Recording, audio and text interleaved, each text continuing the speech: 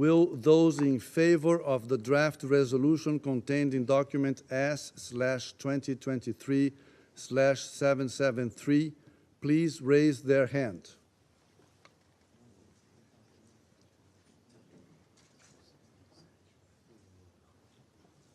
Will those against?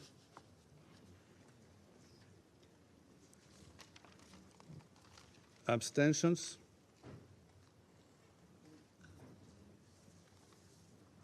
The draft resolution has not been adopted owing to the negative vote of a permanent member of the Council. Colleagues, the United States is disappointed this resolution made no mention of Israel's rights of self-defense. Every member state should condemn Hamas's terrorism and cruelty, and every member state should call on Hamas to cease its endless barrage of rockets against Israel. We are on the ground doing the hard work of diplomacy. And while we recognize Brazil's desire to move this text forward, we believe we need to let that diplomacy play out, especially when Secretary General Guterres, President Biden, Secretary Blinken, and regional actors are engaged in intensive dialogue on the very issues we are deliberating on today.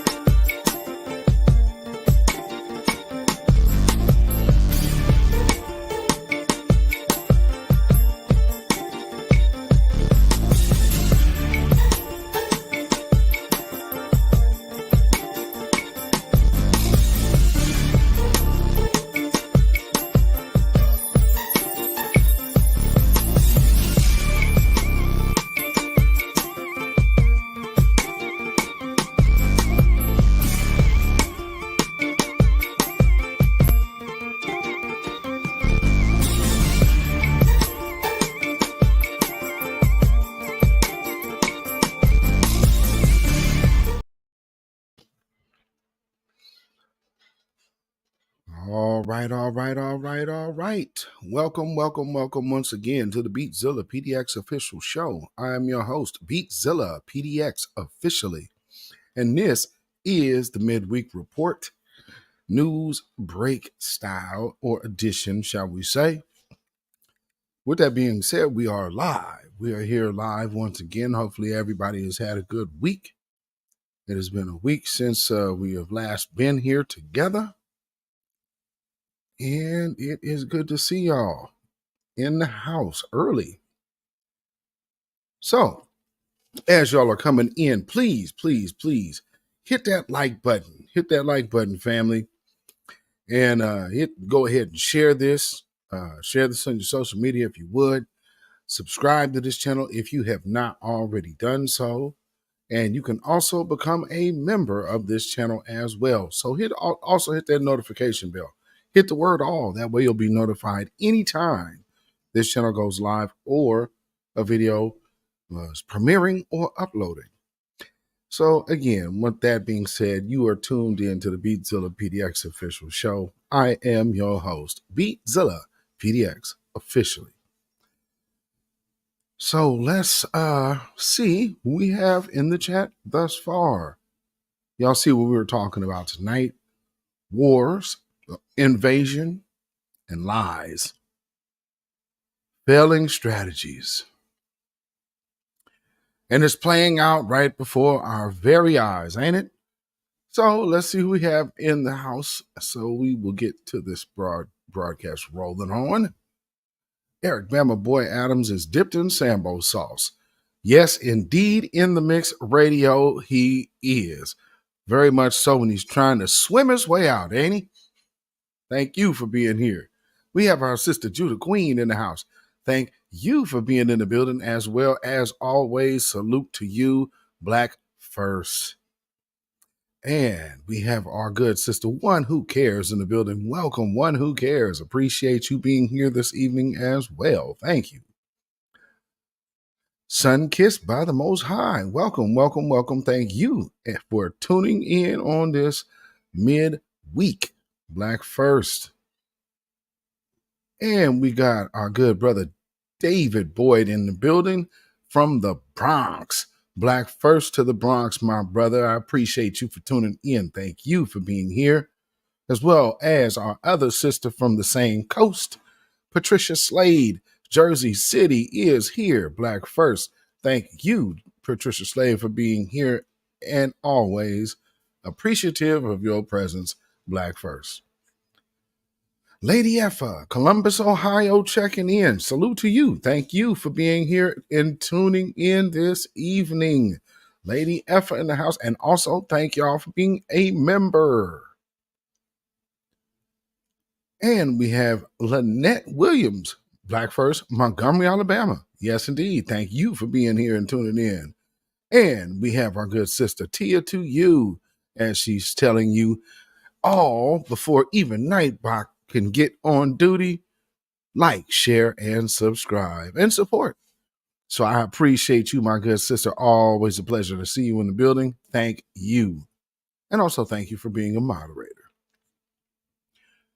Nightbot on deck doing what Nightbot does. Thank you for being here in the house, Nightbot.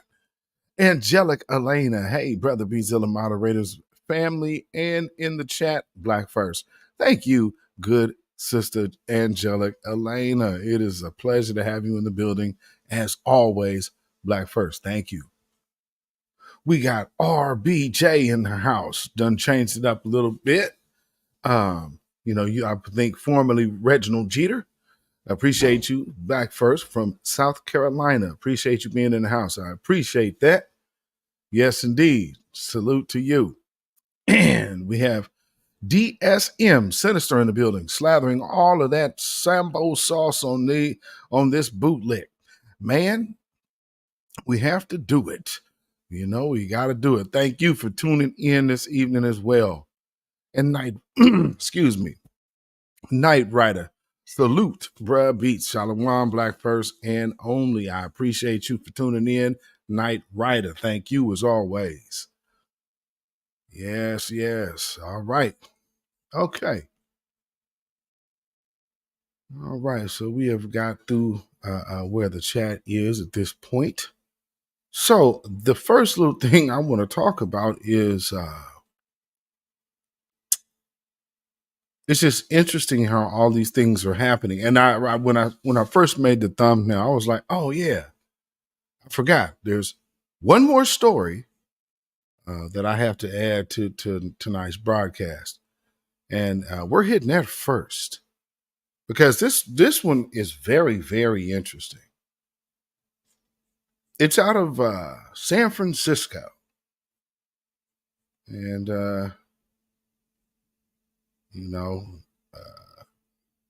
yeah. So it goes, this is out of the People Network. I guess this is something out of San Francisco, a publication rather. It says, Kelly Wong, San Francisco's first non-citizen elections commissioner championing immigrant rights. Kelly Wong, a passionate advocate for immigrant rights, has made history as the first non-citizen on the San Francisco Elections Commission. Wow. She aims to ensure language accessibility and increase engagement among immigrant communities in the electoral process.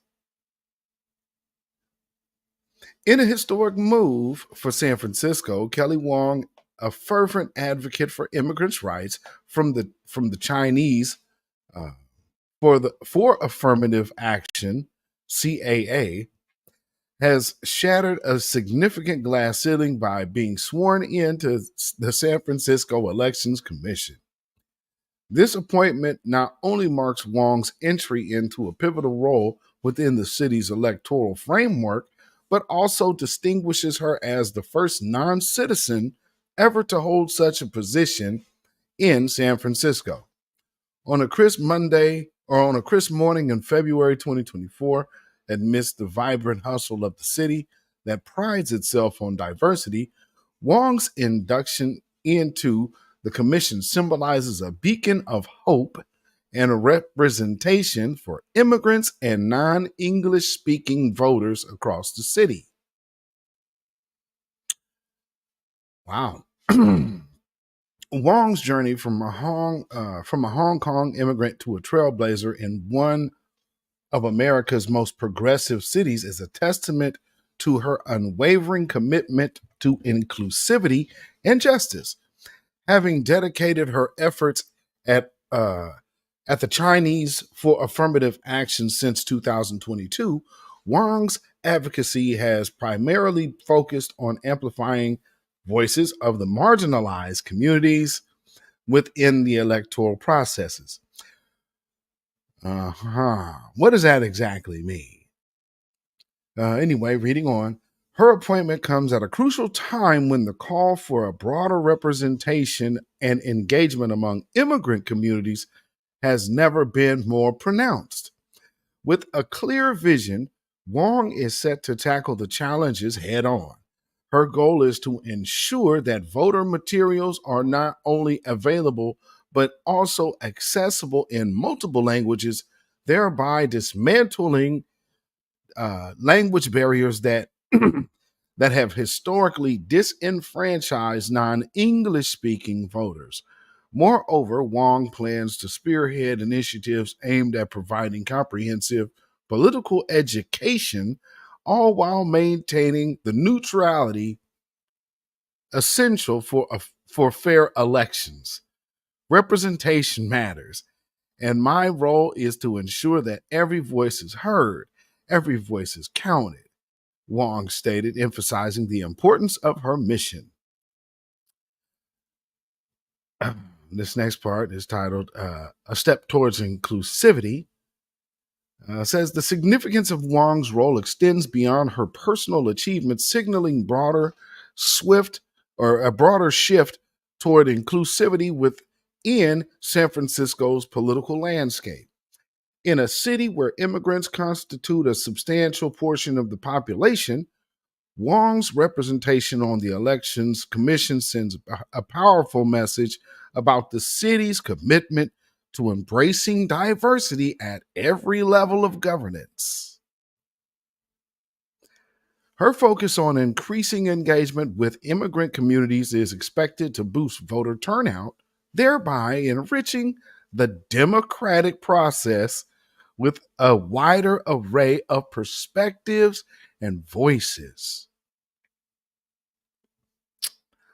San Francisco has been at the forefront of implementing policies aimed at increasing civic involvement among its residents, including allowing non-citizens to vote in school board elections under certain conditions. Wong's appointment further solidifies the city's stance on ensuring that its electoral processes are reflective of its diverse population. This is more than just about me. It's about making sure our democracy is as inclusive as possible, Wong remarked, highlighting the broader implications of her appointment. Let me just pause right there. Because, yeah, that statement right there,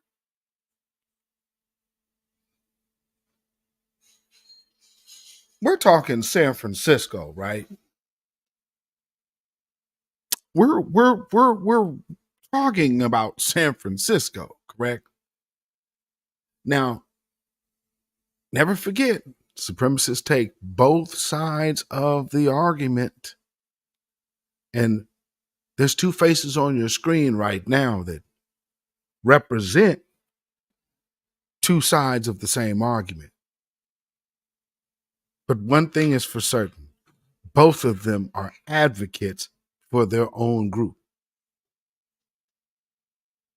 Either way you slice it, both of these people on the screen advocate solely for their group.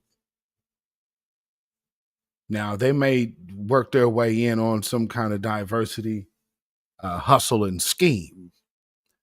But yeah, this is the evidence right there on your screen of taking both sides of the argument. You understand what I'm saying?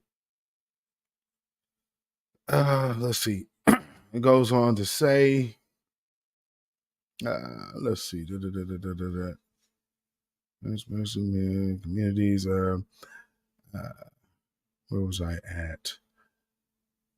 Okay, so her dual responsibility involves ensuring that the city's elections are conducted with the highest standards of integrity and transparency, all while advocating for policies and practices that encourage greater participation among immigrant communities. Despite the obstacles, Wong remains undeterred, viewing her position as an opportunity to enact meaningful change. Her work with the Chinese for affirmative action has equipped her with the skills and knowledge required to navigate the intricacies of election law and immigrant rights. Wow. Intricacies, I'm sorry. Making her well suited for this groundbreaking role. Through her efforts, Wong aims to bridge the gap between immigrant communities and the electoral process, fostering a more inclusive and participatory democracy in San Francisco. As Kelly Wong embarks on her tenure with the San Francisco Elections Commission, her historic appointment is not just a personal achievement, but a milestone for the city and its immigrant population. Excuse me. By focusing on representation, engagement, and inclusivity, Wong is poised to make significant strides in ensuring that San Francisco's electoral processes are as diverse and vibrant as the city itself. Her story is a vivid reminder of the power of advocacy and the importance of striving for a democracy that truly represents all of its constituents. Well, and I would have to agree. The very interesting thing about this particular story, though, is, she's a non-citizen. And as a non-citizen, the very first thing that she's telling you she's doing is advocating for non-citizens. I don't know at what point that should seem patriotic, but, I guess it is what it is. But, no one should feel comfortable about this. And here's a little clip of her being sworn in. And then this clip, you'll hear a part of somebody referring to them as a he, but it's literally referring to Kelly Wong here, which is a she. So I don't know what happened with maybe that's some AI voice on it, but nonetheless, here's the clip. In fact, I got to know a lot of people when I came to San Francisco 2 years ago. It turns out that San Francisco has many rights. Many rights are available to non-citizens and immigrants. Even if you are not a citizen, you can become a committee member to influence policies. Many times, our Chinese or Asian voices are relatively weak, especially those who can speak Chinese or other languages, and there are even fewer representatives in Parliament. So I think it is also because of this that I want to represent the voice of our immigrants. In fact, we all pay taxes and we all contribute to society, but our voices are rarely heard in our policies. Huang Yongjun of Chengdu is an immigrant from Hong Kong. She is a Hong Kong immigrant. She went to San Francisco City Hall today with Pace Jinpei. As a non-citizen, he was sworn in to become an election commissioner. He described the process of becoming an election commissioner as going through many challenges. After taking office, he plans to provide a voice for immigrants and voters who do not understand English in decision-making to increase turnout in immigrant communities. The responsibilities of the election commissioner include supervising elections to ensure election fairness. Held fairly.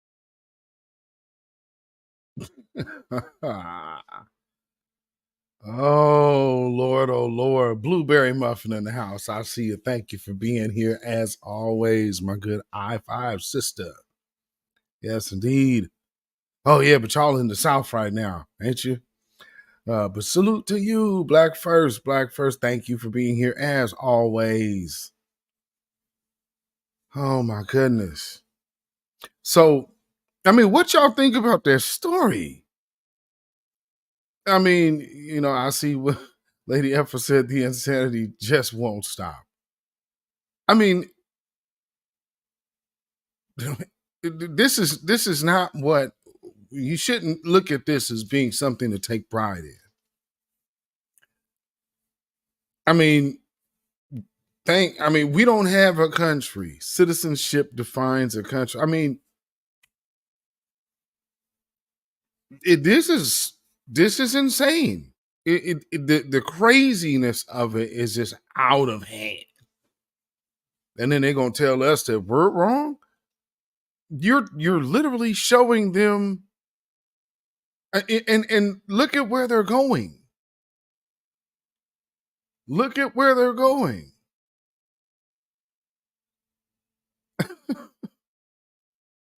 Oh, they coming here going straight to politics. Into what? Elections. Not just positions. They're going toward elections.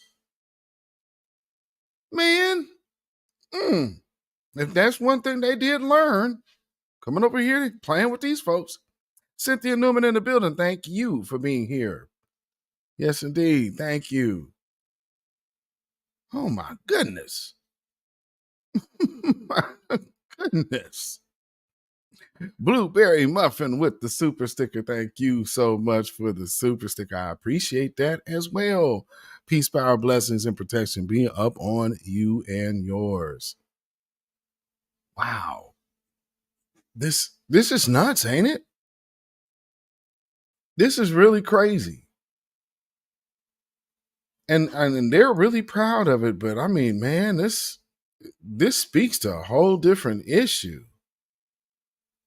So just think, when you start seeing things like this. India. Where are you from? China. Where are you from? India. Where are you from? China. Georgia. Where are you from? India. China. Where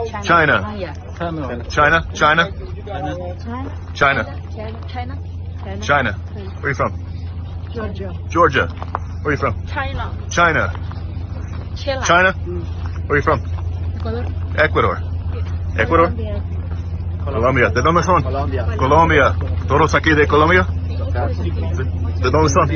México. Ok, muchas gracias.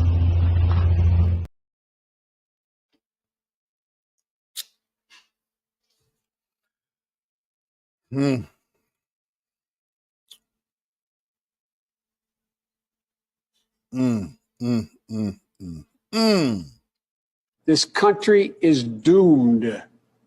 It is doomed, not just because of African Americans, but because by 2040, this country is going to be minority white. Yeah, let's stop right there. It's going to be minority. And that's what he refers to as being doomed, that white people won't be the majority. So the country's obviously going to go down. I mean, it's just inevitable that the country's going to hell in a handbasket. Good Lord, good gracious. Cancel Christmas. Oh, man. And them old Negroes just sat there and literally just took that.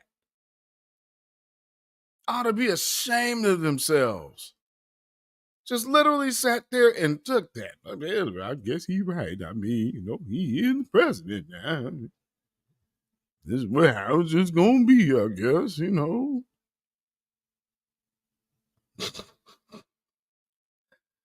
Oh, man. But on a better note,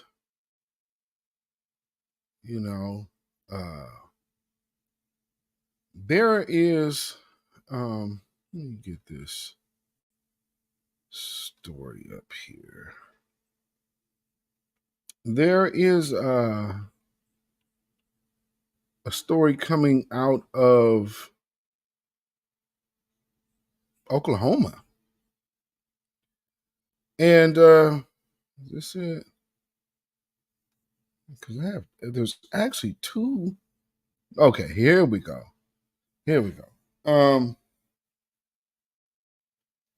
Okay, so this is about the survivors of Tulsa. And so this is, let me see. Need to make this bigger. Bear with me 1 second. Okay. I'll do that.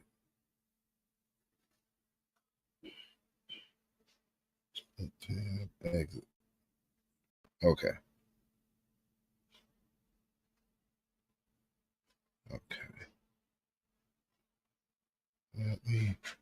All right. Excuse me. Okay, so Oklahoma Supreme Court judge grants. Let me get this over here. All right.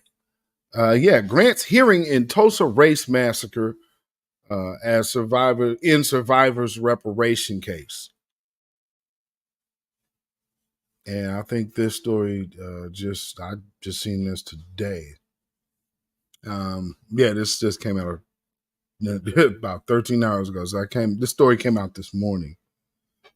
So it goes on to read, Oklahoma City, Oklahoma, the Oklahoma Supreme Court on Tuesday agreed to grant a hearing with oral arguments as the two last known living survivors of the 1921 Tulsa Race Massacre continue their legal fight for reparations.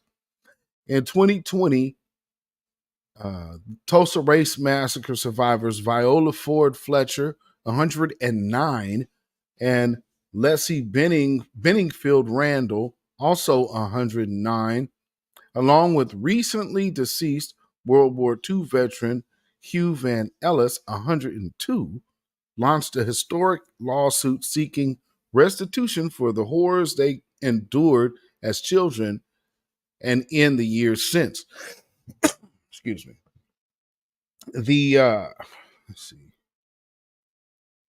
The case relies on the state's longstanding public nuisance law, allowing the plaintiffs to avert potential issues. Let me see. Okay. Let's see. Allowing plaintiffs to avert potential issues over the statute of limitations for the damages, a tool used to negate previous claims for redress. Conservative District Court Judge Carolyn Wall sparked outrage when she decided to dismiss the lawsuit last July. In August, the Oklahoma Supreme Court agreed to review an appeal in the case. The latest decision to grant the state Supreme Court hearing signals a victory for the survivors and their legal representatives, who have been fighting for years just to have their day in court. For the team, the urgency of winning acknowledgement and redress cannot be overstated given the plaintiff's advanced age. And absolutely, because we're talking, these people are are they're all over 100 years old. But put that in perspective when all of these living beings, like my grandmother just passed, at the beginning of this year, and she was 100. These people are all over a century years old. There's some things they were able to see. And also the people that were old when they were young. So think of if you are lucky to have family members that have lived that long, to be able to hear some stories going all the way back that they heard about even slavery. Because I can say that's the case in my family. On multiple sides. But it is something that they have been these were children at the time, and it's taken this long to really acknowledge something that you did, and then people come around us talking about, well, that was just ancient history. There's nothing about this ancient. This is in a lifetime, and these people are still living, waiting for the government to have done the right thing, with Joe Biden sitting in office, with a whole black caucus sitting in office. And none of this is important to any of them. Let's see, it goes on to read. We appreciate the Oklahoma Supreme Court's swift attention to our case following the unlawful dismissal, lead attorney DeMario Solomon Simmons said in a news release. As we shared earlier on, our hope is that justice of the Oklahoma Supreme Court will act swiftly in pursuit of justice, honoring the resilience of Mother Randall and Mother Fletcher while they are still with us, he added. The Tulsa Race Massacre is known as one of the deadliest acts of racial violence in U.S. history.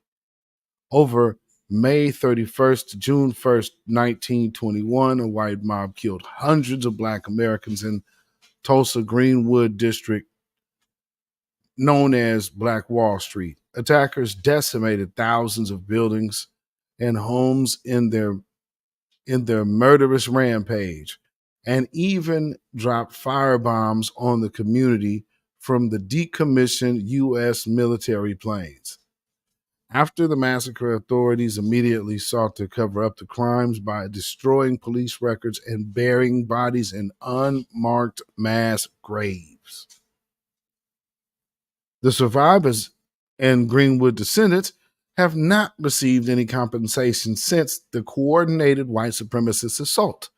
Instead, what they have gotten is more than 100 years of gaslighting as stark racial disparities persist across wealth, education, employment, housing, health, and the criminal legal system. The justice for the Greenwood legal team is due to give an in-person presentation before Oklahoma. Oh, okay. So they will be giving a presentation here before too long. Oh man. But that is good to see that they are it takes for the Supreme Court to step in, because you had that racist judge out there that, I mean, that right there in itself is a societal indictment, letting you know what time it is. Because these children, which are now great grandparents, they witnessed one of the most brutal massacres in American history. So, how about that Holocaust? They shouldn't. What's taken so long to get these people taken care of? This didn't happen overseas. It's not a foreign thing. This didn't happened thousands of years ago. This didn't happen hundreds of years ago. You can't really say that. You know what I'm saying? How they like doing. Oh man, it was ancient days. Well, why hasn't anything, especially even the United States government, acknowledged something? I mean, they acknowledged Black Wall Street, but I mean, in a symbolic sense, their descendants should be set up for forever. I mean, generational restitution. That's what you're looking at. And it's not foreign. It's just fine for other groups. Let it be fine for us too. You know? So shout out to them. Hopefully, this happens. Happens sooner than later. You know? Let me see. We gotta see some comments in here. Let's see. Okay, I saw that. Oh, okay. I see Buginis done came in. Shout out Buginis. Thank you for being here. Appreciate that. Yes, indeed. Ms. Johnson given a lifetime pass. Yes, reiterating at the top of their lungs. Never forget. Yeah, exactly. Thank you as well for being here, Black First. And one who cares. Wow. My husband's grandmother was 104. My great-grandmother was 100 before they passed on. Wow, that's a good run. That is a good run. Yes. Patricia Slade said, remember when when Biden were there, where they're called it a race riot. Oh, these beasts have no respect, crying for the Middle East, and we're here dying at the hands of them. You know,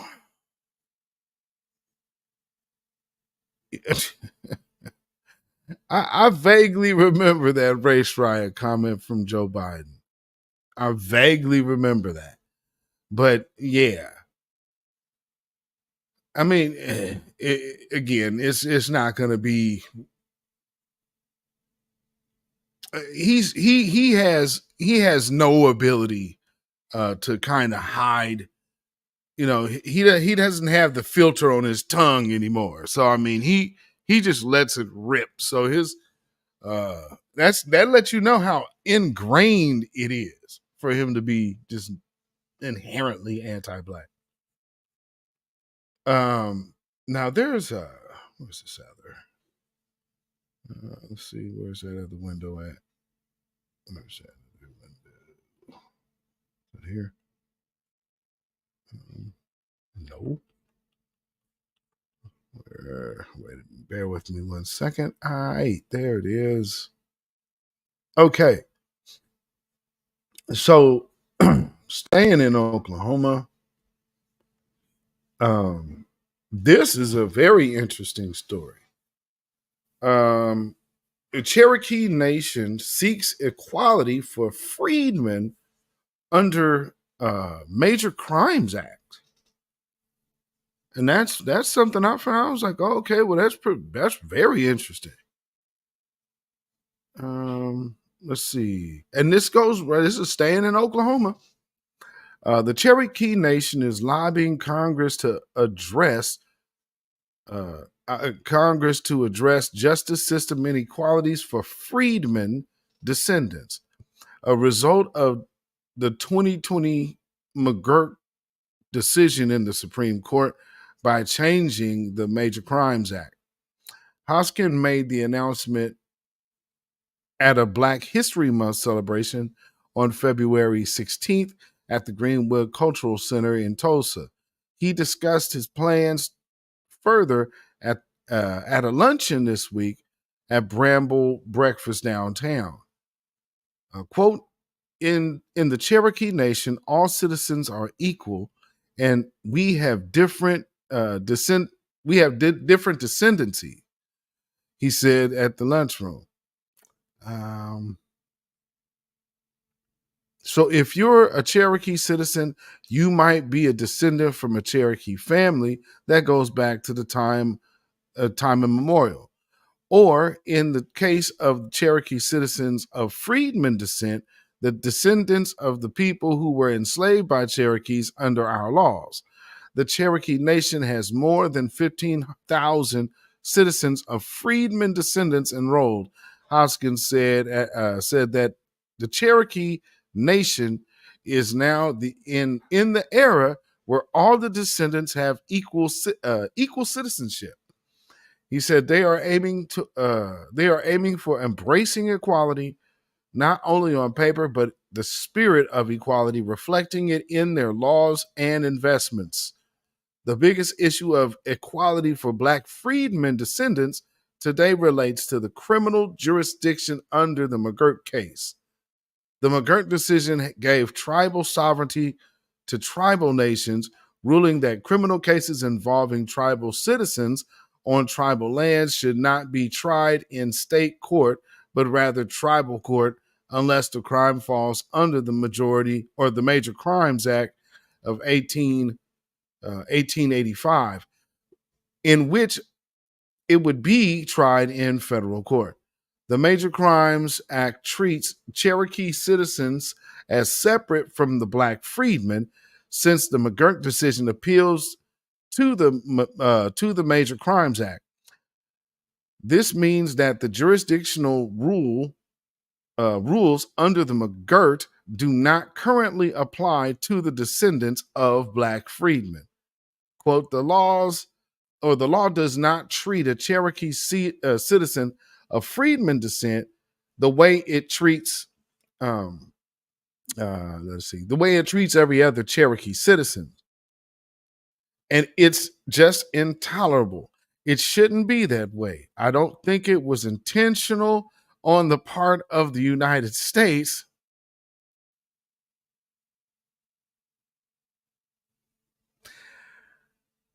We really gonna do that? You're in a treaty with the United States of America.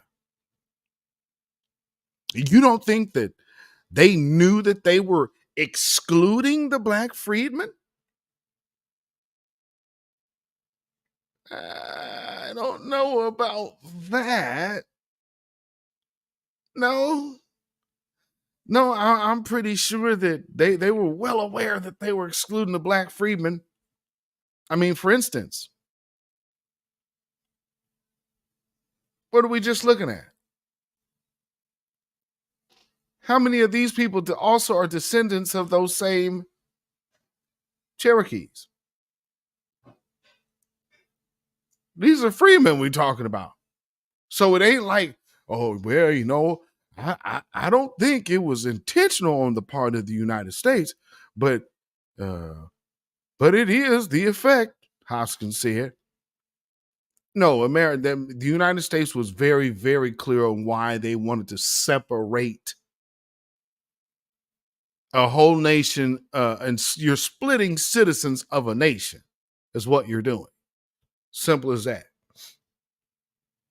The Cherokee Nation is calling on Congress to change the Major Crimes Act. Hoskins also signed an amendment to the 2020 executive order last Friday, calling for more data research on how much descendants of Black freedmen are utilizing the Cherokee Nation programs and services available for citizens. The original executive order dedicated time and resources to going into the communities of Black freedmen descendants, asking them about their needs and wants as Cherokee citizens, as well as reviewing Cherokee laws and services literature, ensuring that the Black freedmen descendants were included.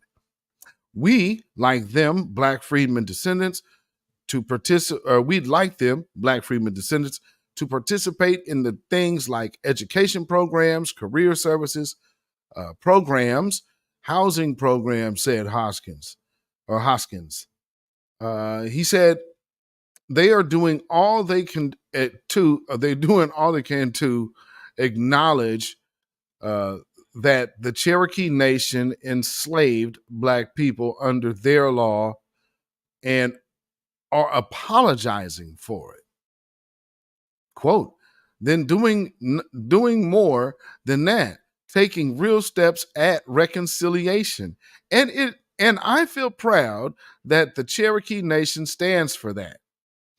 Hoskins also answered public inquiries about the Cherokee Nation's recent efforts across the board, discussing how the tribal tag compacts financially support public education.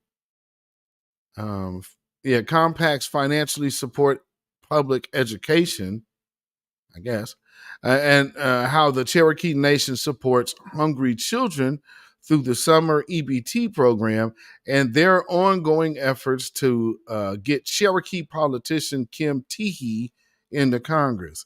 Teehee is a delegate designate to the U.S. House of Representatives. Hoskins said the new Echota Treaty has removed the Cherokee Nation to Oklahoma. Stated they would have a Cherokee citizen and advocate within Congress.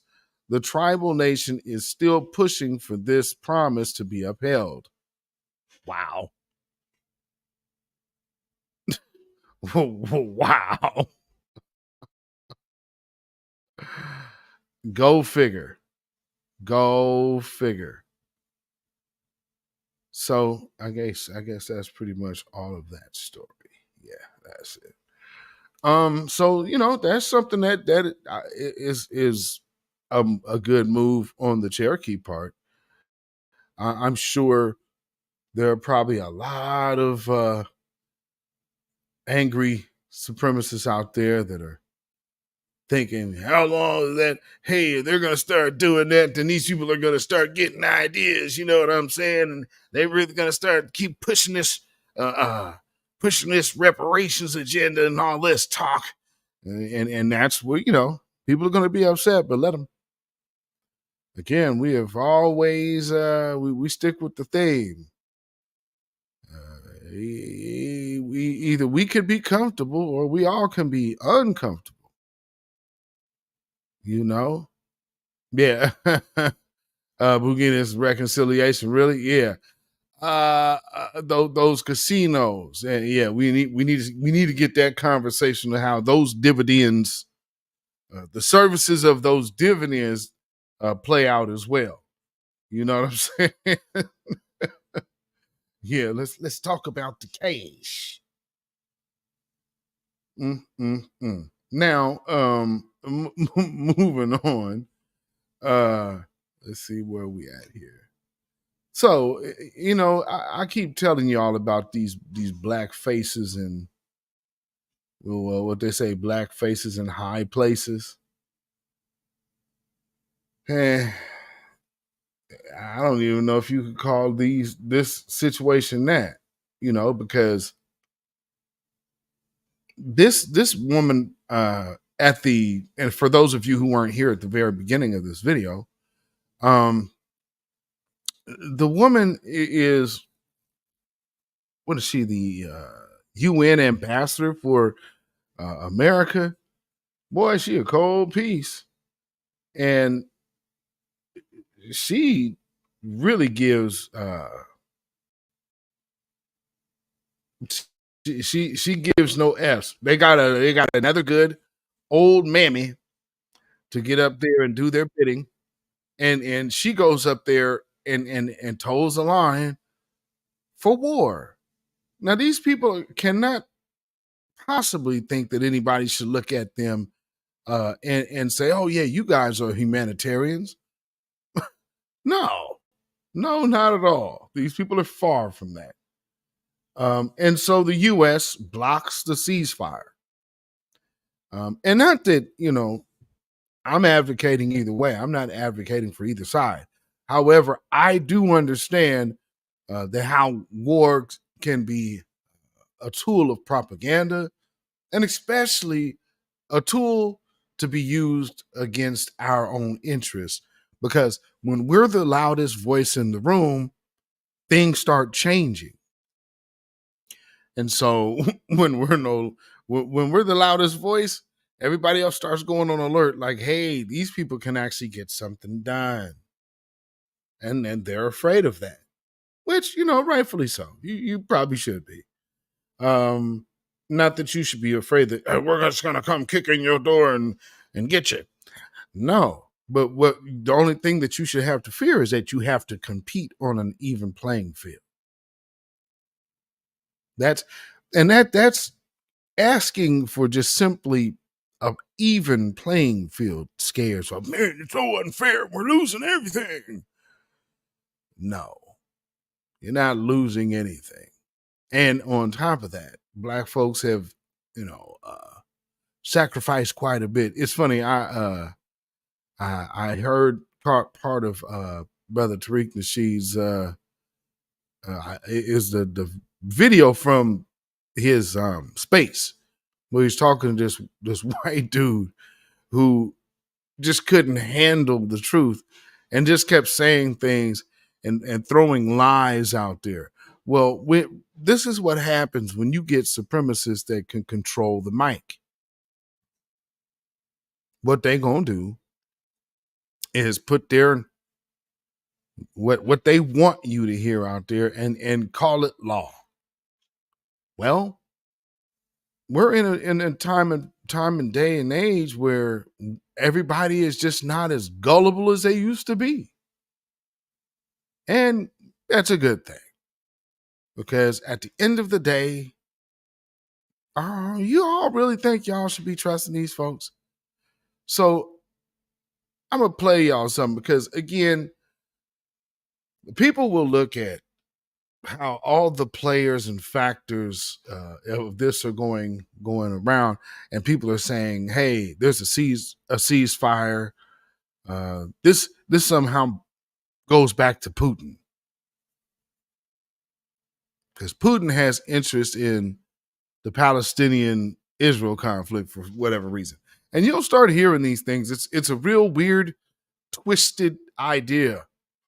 But they're going to try to do it nonetheless and shove it down your throat.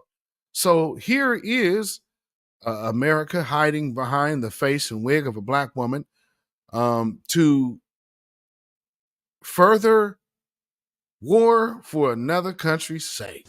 A draft resolution at the United Nations Security Council calling for an immediate ceasefire in Gaza was vetoed by the United States on Tuesday. Those against? It was the third such veto since the start of the Israel-Hamas war. Abstentions? Britain abstained, while the 13 other council members all voted in favor of the drafted text. Proceeding with a vote today was wishful and irresponsible. U.S. Ambassador to the UN Linda Thomas-Greenfield told the 15-member body that the draft resolution could jeopardize ongoing ceasefire talks between the U.S., Egypt, Israel, and Qatar. We believe that the resolution on the table right now would, in fact, negatively impact those negotiations. Demanding an immediate, unconditional ceasefire without an agreement requiring Hamas to release the hostages will not bring about a durable peace. Instead, it could extend the fighting between Hamas and Israel. According to text seen by Reuters, the U.S. has proposed a rival draft resolution calling for a temporary ceasefire, quote, as soon as practicable, and on the condition that all hostages are released. The blocked draft resolution, which was drawn up by Algeria, did not link a ceasefire to the release of hostages. Here's Algeria's UN ambassador. Voting against it implies an endorsement of the brutal violence. Israel's UN ambassador said the word ceasefire was being mentioned as if it was, quote, a magical solution. What exactly will this silver bullet ceasefire achieve? A ceasefire achieves one thing and one thing only: the survival of Hamas. Palestine's UN ambassador said blocking the Algerian drafted resolution would mean more horrors in a war that health authorities in Gaza say has killed nearly 29,000 Palestinians.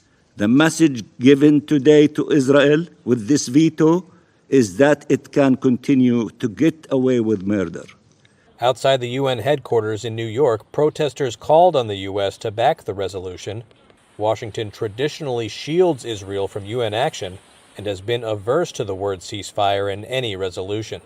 But the draft resolution it proposed could signal a shift, as the U.S. text echoes language that President Joe Biden said he used last week in extensive talks with Israel Prime Minister Benjamin Netanyahu, in which he pushed for a temporary ceasefire.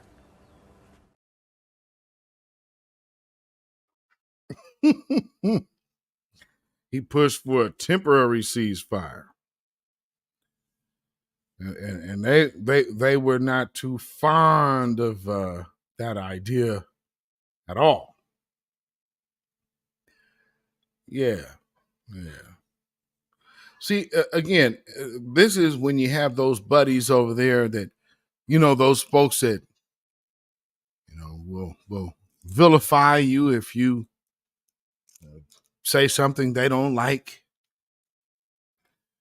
They will shut you out of certain areas of business and finance if you are deemed anti them. All of these folks, they put $100 million on targeting the members of the squad to get them out the paint. Kind of interesting.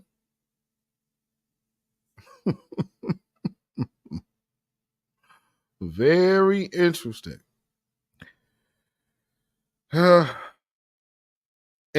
so when you start seeing all of these black faces coming out here, we haven't, and there's just really, because if y'all have noticed, there's a video of Tiffany Haddish. This is how you know she done sold her soul. It's like Tiffany Haddish really went out there and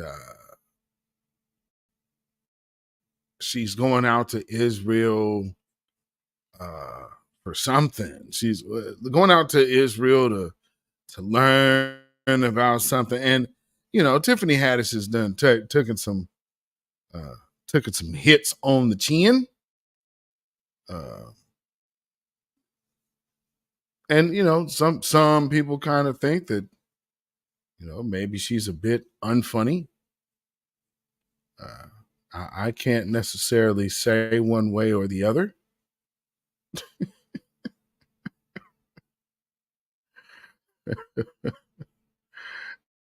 And you know what's funny, family? As I look on Twitter, wait a minute, let me go back here.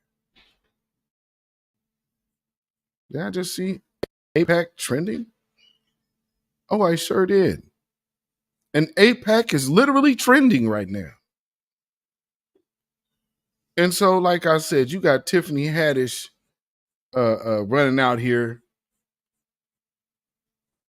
I'm gonna go to Israel. I don't understand what the whole purpose and point is of this, but it just looks weird. This feels really real Amanda Seale-ish, to be quite honest. It really gives me the vibe of Amanda Seales.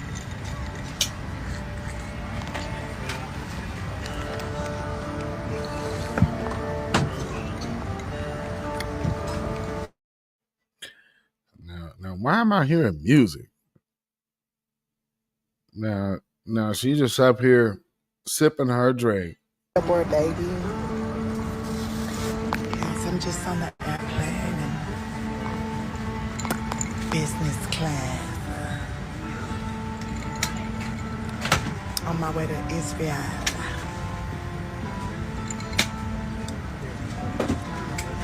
I'm sorry, Yamanika. I'm sorry, Yamanika. I'm going without you. I'm sorry. I'm going to go meet my future man out there. I'm out. I'm out. Going to the Holy Land. I suggest you all do it. Why go? Why not go? Has she been summoned? Has she been summoned over there? We need to get you over here, get you talking now. Yeah, maybe somebody done placed a call, and yeah, she got to go ahead and go ahead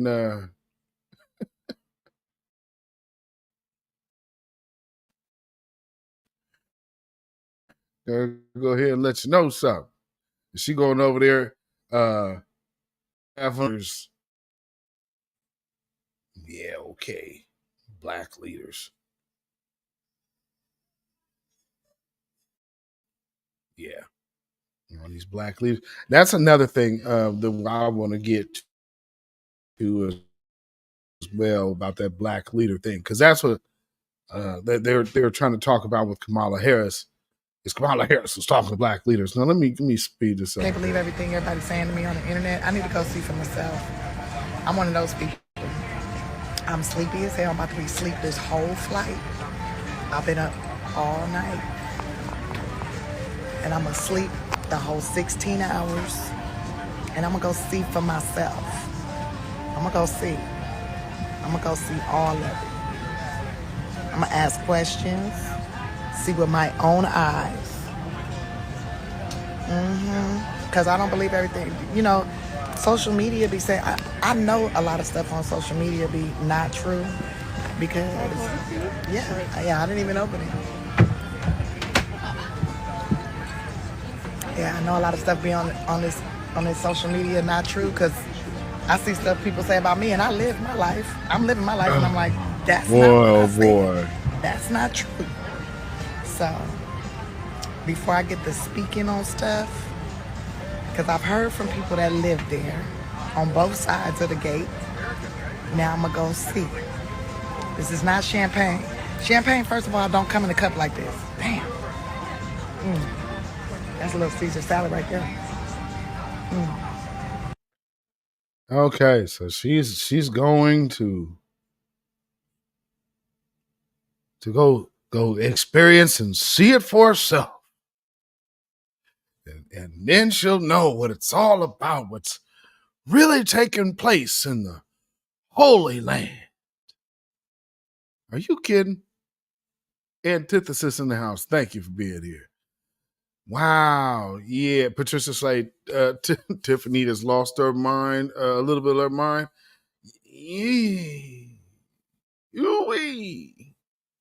Yeah, this doesn't look favorable on the sanity side of the game. Lord, good grief.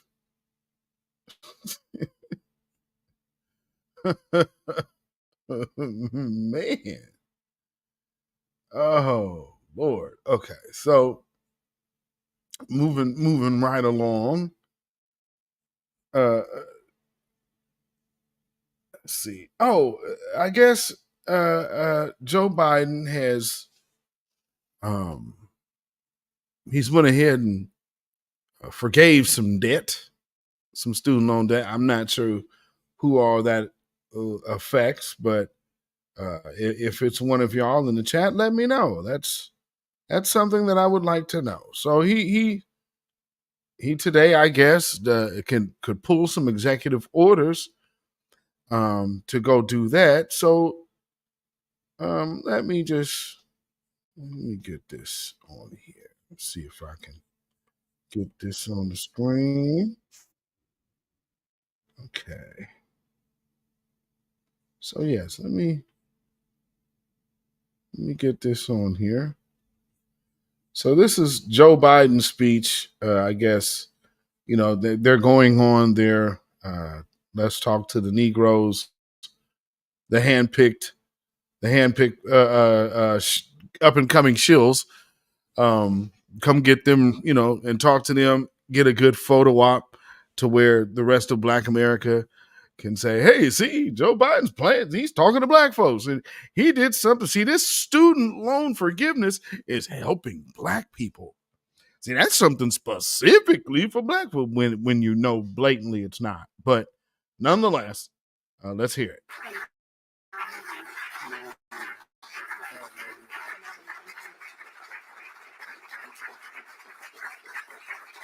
Thank you.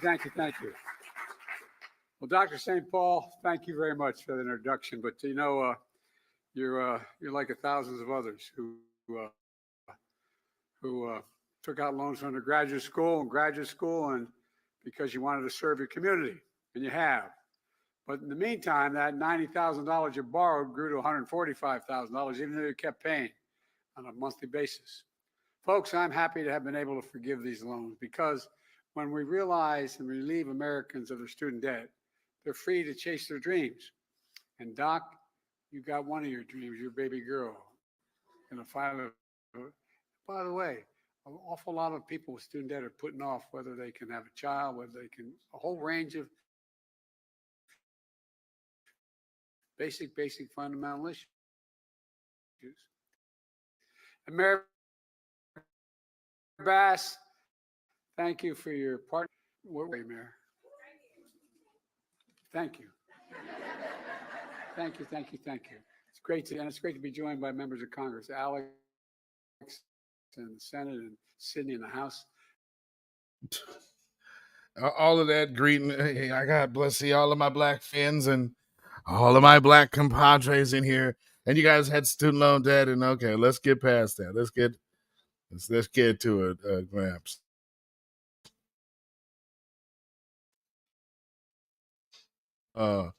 Getting Clover shots or something, whatever medicine it is that perks him up. The court said I couldn't go ahead and relieve all the debt. It helps everyone, not just the people whose debt is relieved, but when people in the student debt relief, they buy homes, they start businesses, they contribute, they engage in the community in ways they weren't able to before. It actually grows the economy. It grows the economy. That's why my administration has taken significant action to provide student debt relief to so many borrowers that many who didn't know they were able to get relief, and do it as quickly and as possible. Look, early in my term, I announced a major plan to provide millions of working families with debt relief for their college student debt. Tens of millions of people in debt were literally about to be canceled, their debts. But my MAGA Republican friends in the Congress, elected officials, and special interests stepped in and sued us, and the Supreme Court blocked it. But that didn't stop me. I announced we were going to pursue alternative paths for student debt relief for as many borrowers as possible. And that's the effort that's been underway the last 2 years. I fixed what's called the SAVE plan. It existed, but I fixed it to make it the most affordable repayment plan ever. Before I took office, student borrowers had to pay 10%. Wait a minute. Wait.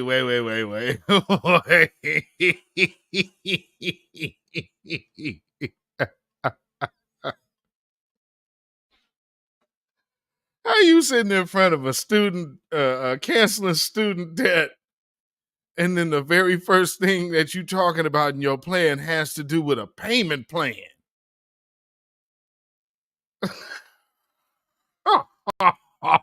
Oh, wait a minute. Wait, did I miss something? What are you, if you're wiping and canceling that, that is a write-off. Not, here's a payment plan. And see, so are they going to really start running on this? Oh, man. Of the discretionary income on a monthly basis. If they made less than, if they didn't have enough to do that, they were able to not have to pay that month, but the interest continued. A lot of people don't have the means to do that, though. Under my SAVE plan, we're cutting in half to 5% the undergraduate borrowers, what undergraduate borrowers have to pay after their living expenses are accounted for. That means no one with an undergraduate loan, whether it's a community college or a four-year college, will have to pay more than 5% of their discretionary income to repay those loans starting in July. And that's income after you pay for necessities like food and housing. Already 7.5 million Americans have enrolled in this so-called SAVE plan. And there's more than 4 million of those borrowers had their monthly payments drop to zero if they were living paycheck to paycheck below a certain level. This plan is the most generous repayment program ever, and today we're doing it even faster and quicker than ever before. I'm proud to announce our SAVE plan.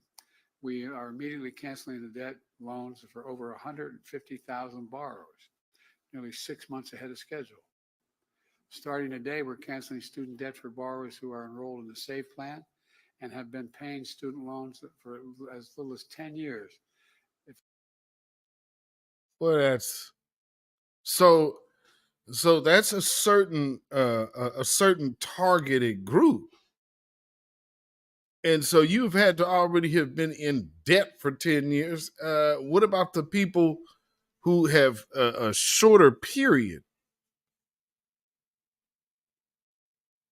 I mean, I guess don't get me wrong. It's still, I guess, every little bit counts and helps. I absolutely cannot deny that. But you're canceling. So this is a certain targeted group getting canceled. This isn't just wide student debt cancellation. And that's the way they're presenting it. And it's not. You're talking about, well, we've had the SAVES Act. So everybody who was already enrolled in this program now gets the benefits of this cancellation. Well, then it's cancellation for those people who were in the SAVE plan. They really would they're reaching on this to sell this. And if this is what they had to do, this is pointing to a huge issue with the campaign of Joe Biden and Kamala Harris.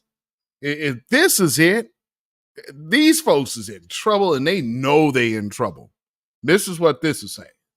If they took if they borrowed less than $2,000, it's forgiven. They $12,000, excuse me. The loan is forgiven. This action will be a huge help to graduates of community college and borrowers of smaller loans, putting them back on track faster for debt forgiveness than ever before.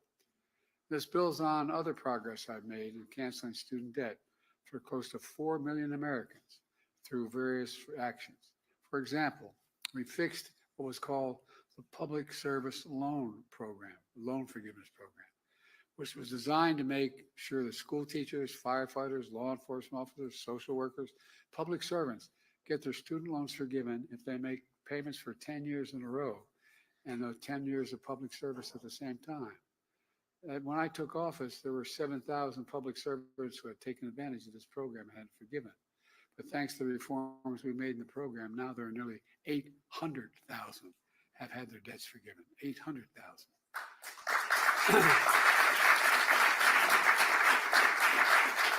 But let me close with this. This kind of relief can be life-changing for individuals and for their families. And it's good for the economy as a whole. By freeing millions of Americans from the crushing debt of student loan programs, it means they can finally get on with their lives instead of their lives being put on hold. They can think about buying a house, starting a home, starting a family, having a family future that they can enjoy. Sounds like a lot of things that reparations could really take care of, Joe Biden. Oh, boy, oh boy, oh boy. So, needless to say, Joe Biden has alleviated student debt for some. And, this will be another talking and selling point for sure. But at the same time, Joe Biden is also having other issues. And there was an article written, and I've seen this a couple times. So I'm not exactly sure. This is from the New York Post, and they're as anti-black as they come as well. But something they were able to get a hold of, I guess. It says Biden's new border plan shows, quote, "I can't do anything" was a lie. Says the White House has just proven that Republican objections to the Senate border deal were right all along. In a leaked preview of next month's State of the Union address in Axios, a source close to Biden, i.e., a top White House staff member, has revealed that President Biden is considering the bold move of issuing an executive order that would dramatically staunch the record flow of migrants into the Southwest. So he really did have the power to do this, just like the GOP said. It was just last month that Biden claimed, "I have done all I can do to stop the border crisis." In pushing for the terrible Schumacher-Lankford bill, he said, "If that bill were the law today, I'd shut down the border right now." We all know that Biden is an elderly man with a poor memory, but can he really have forgotten that he always had this authority and chose to effectively open the borders instead? No, the problem is not the president's cognitive decline, real as that is. Rather, it's an administration that's been lying for 3 years and has finally realized it has a political problem. Shortly after kickstarting the border crisis, the president said the imminent jump in illegal immigration was perfectly normal. It happens every single solitary year. Wow. Recently impeached Homeland Security Secretary Alejandro Mayorkas has reportedly assured Congress and the public that the border was secure, even as his agency released close to 3.5 million illegal aliens from its custody into the country, while millions more scurried past overwhelmed border agents. Wow. White House Press Secretary Karine Jean-Pierre, good old Shea Pierre, has assured us the president has done more to secure the border and to deal with this issue of immigration than anybody else. He really has. And we know that's a bald-faced lie. The administration lies on immigration have been so brazen, so gigantic, so frequently repeated, and that results so catastrophic that this last-minute PR move before the election won't work. The whole reason for the bipartisan Senate bill was to have it rejected by Republicans so Democratic candidates could shift blame for the border crisis to the GOP. And if you've noticed, that's exactly what they tried to do. But just like we were saying, especially like I did on this podcast, no, this is Joe Biden's border crisis. He opened the border. No one else did it. He did it. Day one, matter of fact. And then, with the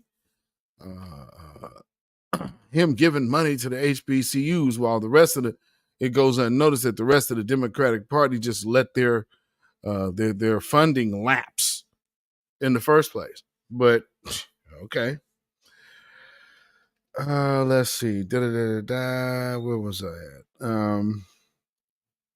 Okay, the blame. But if the president can just stop the mass infiltration of our border on his own, as Republicans have been saying for years, then the whole rationale for the rushed border bill evaporates. Very true.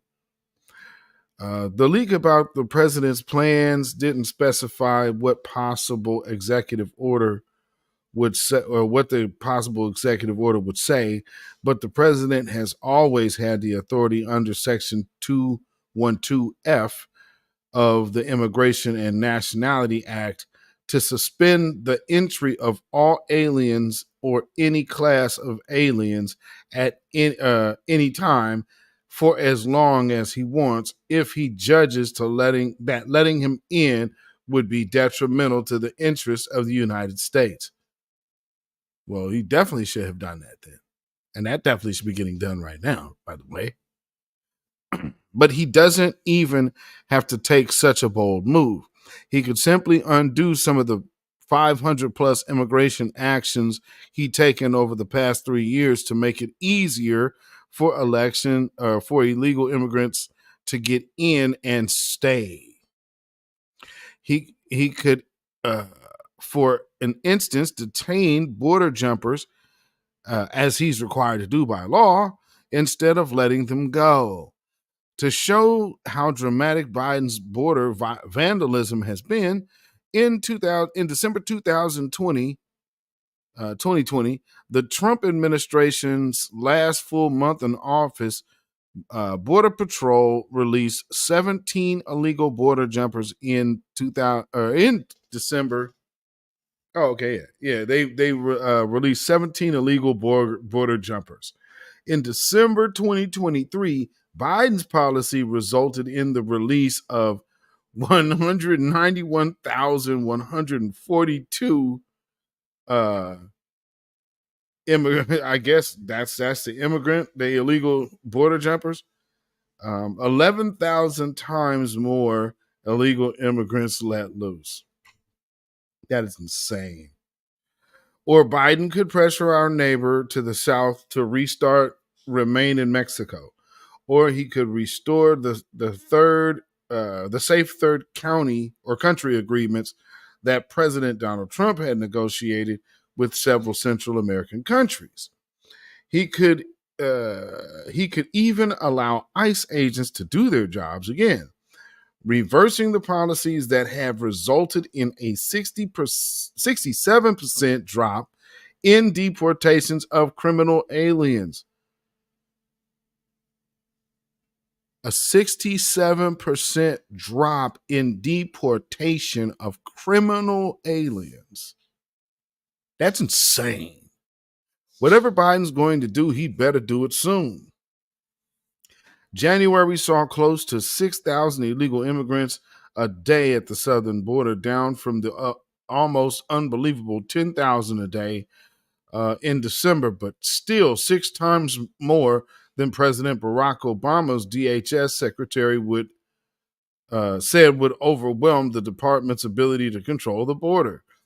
Each day, the president delays doing something to reverse the disaster he caused at the border represents thousands more illegal immigrants released into America, unless that was the point all along.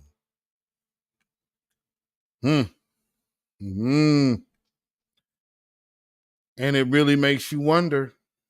It really makes you wonder. And so are the people that are complaining in Chicago crazy? I don't think they are, family. I believe they have every right to feel the way they do when they are having to live through all of these bad policies of this president.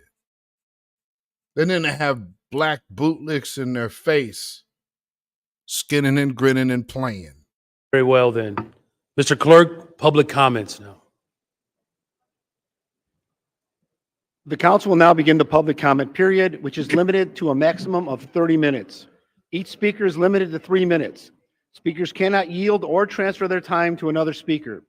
Any written comments that have been submitted will be posted and made available for automatic review. Our first speaker today is Lisa Bowden. Lisa Bowden is not present. Our next speaker is George Blakemore. Good morning to my black people here. This is disgraceful. This is Black History Month, and I see some of our beautiful ladies having on these African garments. You don't show your blackness by how you dress. You show your blackness by how you vote. And some of you voted for sanctuary. If anybody needs sanctuary, black people need it. Now this over here, they very disrespectful. Michelle Harris and all of them just talking while I'm talking. They are part of the problem. The black people have issues because you have poor black leadership. And Reverend Wu Wu got somebody up here praying for us. Just pray your way off this plantation. Pray your way into reparation. This is disgraceful. No boycott. No black, empty seats of black people. When it was packed with these illegal immigrants and packed with these white Jews and white Arabs. Where are the black people? The ancestors hate you.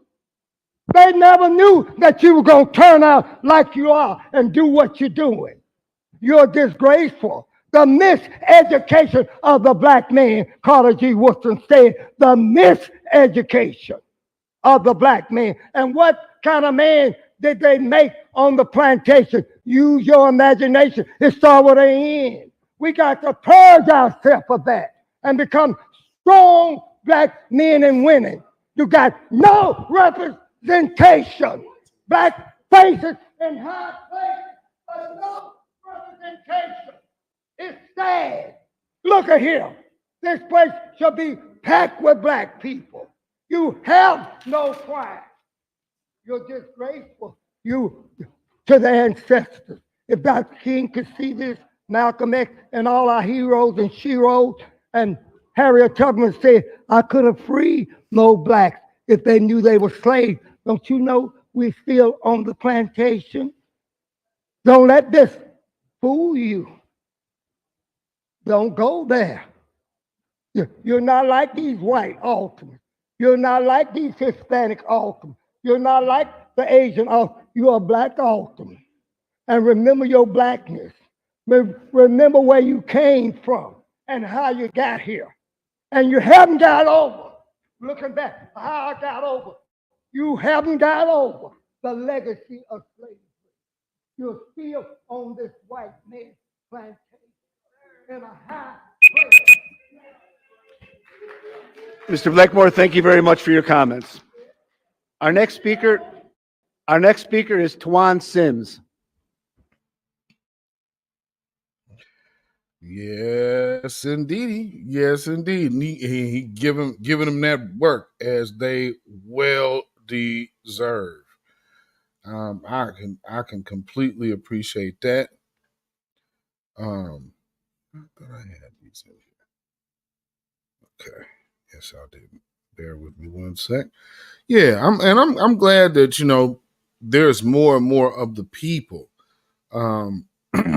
in these different areas that are voicing their concerns, because let these folks out here that control the mainstream media, they'll tell you that all of the black sentiment is not online, and you're not hearing the people out here. It's the pundits and all of that. They have the pulse of the people, which they absolutely don't. And they have shown time and time again, they absolutely do not have the pulse of the people. That's why they keep trying to throw Kamala Harris out there as well.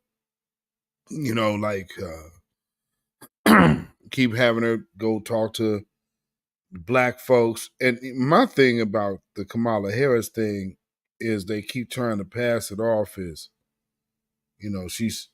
they're talking to the black leadership. And I'm thinking to myself, no, you're not. You're going and talking to your black subordinates.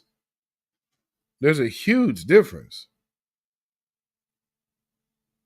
And I don't think people appreciate that enough. Because there is a huge difference. And these people unfortunately really get away with, like I said, playing in our faces. That's kind of what it feels like to me. It's like they'll just go ahead and why not be disrespectful? You know what I mean? Maybe it's just me. But let me see if I can. How do I want to do this?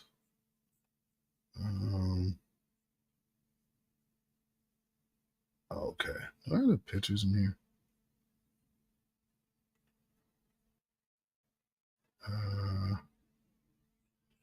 Let me see something here. Because for this last story, I got to show y'all what.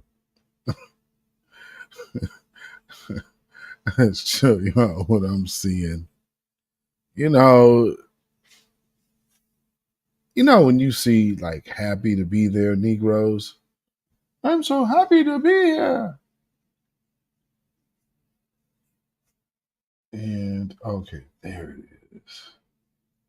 Let's see, let me change that to.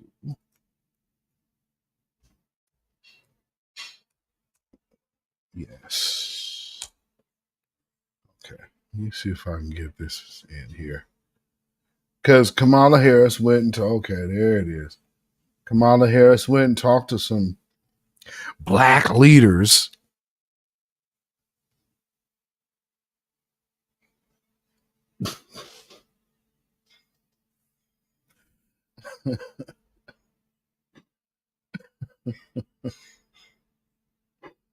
What a damn shame. And so these are your, this is black leadership. This is what represents black leaders. When they put folks like that in front of your face, yeah, those are your black leaders. That's right. They represent this sorority. They represent this organization.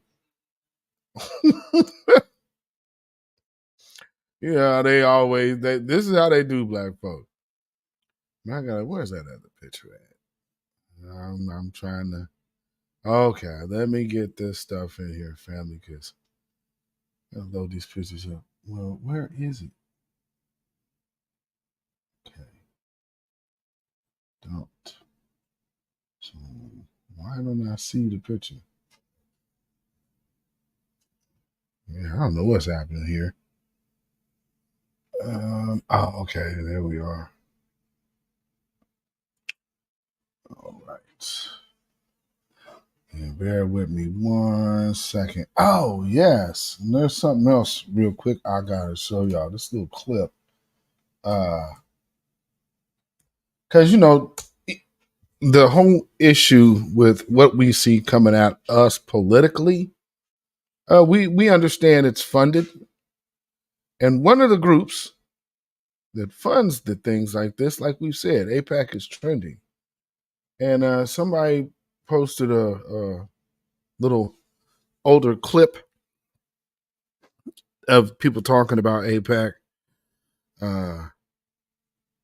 in which, AIPAC could possibly be another reason why Joe Biden and Kamala Harris are having such an issue with black folks. Because let's not forget, we remember who was going after Minister Farrakhan, and everybody does not have to be a Muslim to support a fellow brother and watch how people get vilified for associating with another black man. Check this out. Hello, I'm Ted Pike, and this is my wife, Alin. Today, a foreign government, Israel, operates the most powerful lobby in Congress. This is AIPAC, the American Israel Public Affairs Committee. Through control of Congress, Israel demands and gets nearly $5 billion annually. No elected official dares criticize Israel for fear the Jewish lobby will accuse him of anti-Semitism, the kiss of death for any politician. The president also knows what Israel wants, Israel gets. To act otherwise is political suicide. The mass media, founded and controlled primarily by Jews, manipulates the spigot of information out of which heartland America drinks. The message of this contaminated source is, if you criticize Israel, you are anti-Semitic. Be safe, keep your head down, or you are fair game for being knocked off by the Zionist shooting gallery. As a result, our president and elected officials are slaves to political correctness when it comes to Jews and Israel. They cannot seriously criticize Israel, especially as the source of Mideast strife and terrorism. They cannot suggest an end of aid to Israel. They cannot even protest Zionist control of Congress. They can't even protest if, I saw something recently. And remember the video I played that talked about how you cannot boycott certain governments that they were just speaking of. Well, I found out that not only were those receipts correct, that whole situation goes even a little deeper. So it speaks to a major control mechanism. I guess some folks will try to say, oh man, that doesn't mean it. Okay. You best believe what we see on our media, somebody wants you to see. Put it that way. You understand? Mary Evans in the building. Shalom, my good sister. Good to see you in the building. And also, Rhonda Smith in the building. Welcome, welcome, welcome. And, okay, I see Sister Melody in the house. Sister Melody is in the building. Salute to you, my good sister. Good to see you in the house. Yeah. Uh-huh. So, yeah. Oh, and Phantom Beat in the building. Shout out to you. Salute. Black first. All right. Let me see. I think I got everybody. Thank y'all for being here. And what? Pilot Talk TV. Salute to you, Black First. Thank you for being here. Blueberry muffin. Yo, Sean Massa.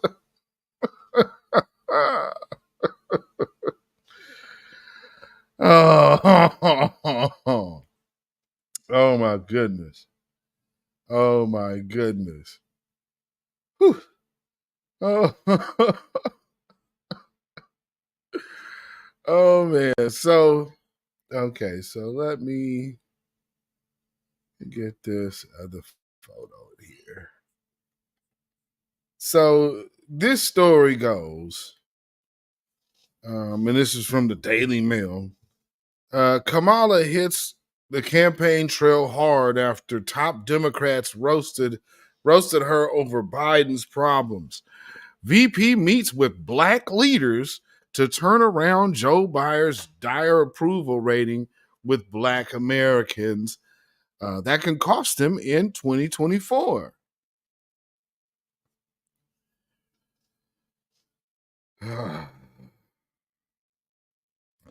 So, Vice President Kamala Harris quietly met with a group of black leaders in Pittsburgh on Tuesday as the Biden campaign works nervously to energize the black vote ahead of the 2024 election. The meeting with the leaders took place after Harris delivered a speech on the administration's efforts to replace lead pipes in Pennsylvania communities. Harris met with Pennsylvania's first black lieutenant governor, Austin Davis, as well as the state representative Summer Lee and 8 black Pennsylvania mayors. The campaign meeting with Harris also included 10 black faith leaders, according to Pittsburgh Mayor Ed Gainey, who shared a photo with Harris on X proclaiming community. I want to thank Vice President Kamala Harris for coming to Pittsburgh and meeting with black mayors and black clergy from around the Southwest PA. He wrote on X. The Biden campaign continues scrambling to shore up support from black voters after a New York Times poll in November showed that 22% of black voters in 6 battleground states said they would support former President Donald Trump, while 71% of black voters said they would back Biden. It was lower than expected as the poll showed that the president was losing support from black men. Exit polls following the 2020 election revealed Biden carried the 87% of the black vote. In February, the Biden campaign announced a mass outreach effort to black voters across the country, airing print and radio ads touting the Biden administration's achievements as part of Black History Month.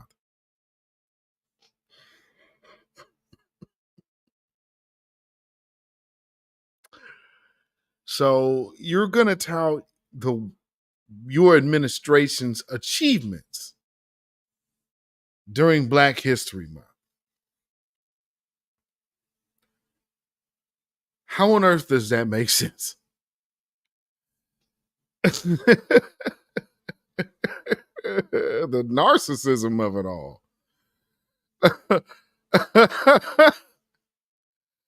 Oh my goodness.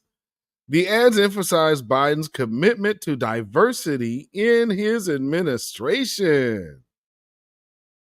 Black history is American history, the Biden ad says. We celebrate Vice President Kamala Harris, Secretary of Defense Lloyd Austin, and Supreme Court Justice Ketanji Brown Jackson, history makers who reflect President Joe Biden's commitment to Black America. Well, number one, you can start with the Caucasian woman that you mentioned, Kamala Harris, because Kamala Harris is Caucasian.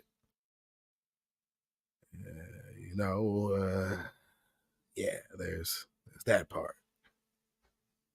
And Lord. And then, the dude that had to just retire, but I believe he's getting replaced by another black dude.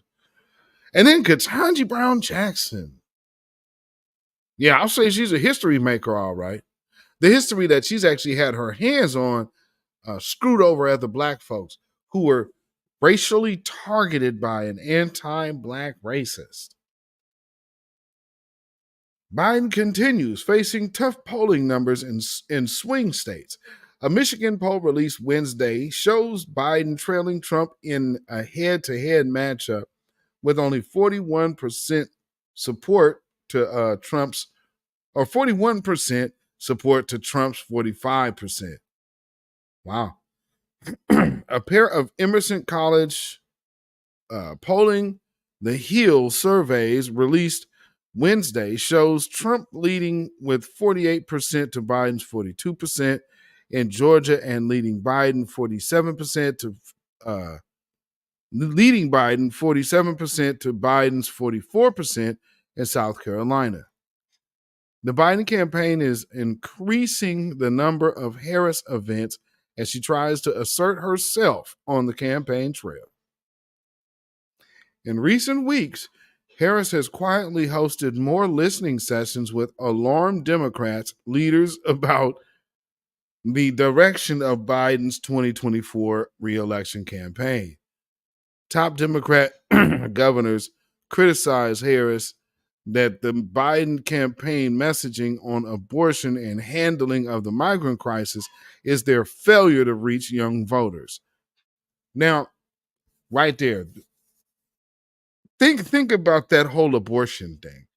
Remember when I posed the question a while back of why are all the main voices for abortion women who are out of childbearing age? You understand what I'm saying? Like when you even think about Margaret Sanger, it's like, well, why is this important to you? See, that's your eye is on a bigger agenda because it obviously isn't a selfish reason. You know what I'm saying? And at that point, anybody should be able to recognize, oh, it's deeper than that.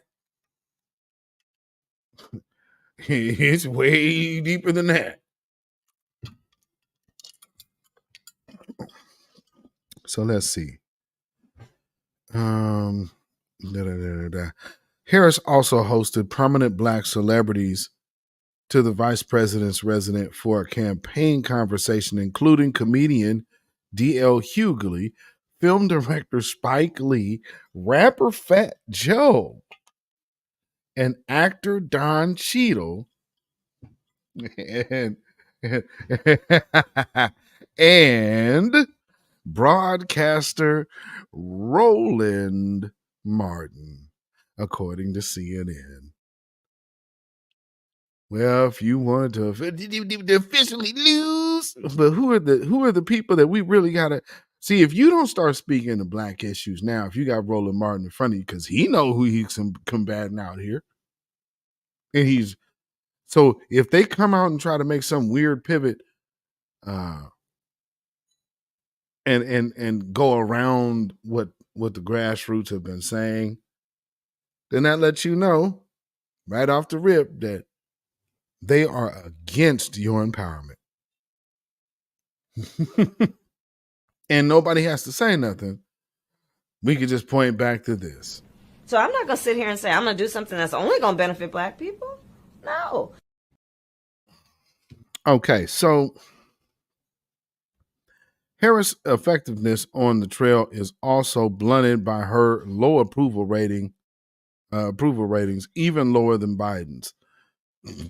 The recent NBC poll shows that Harris only had a 28% positive approval rating, while Biden checked in at 36. Wow.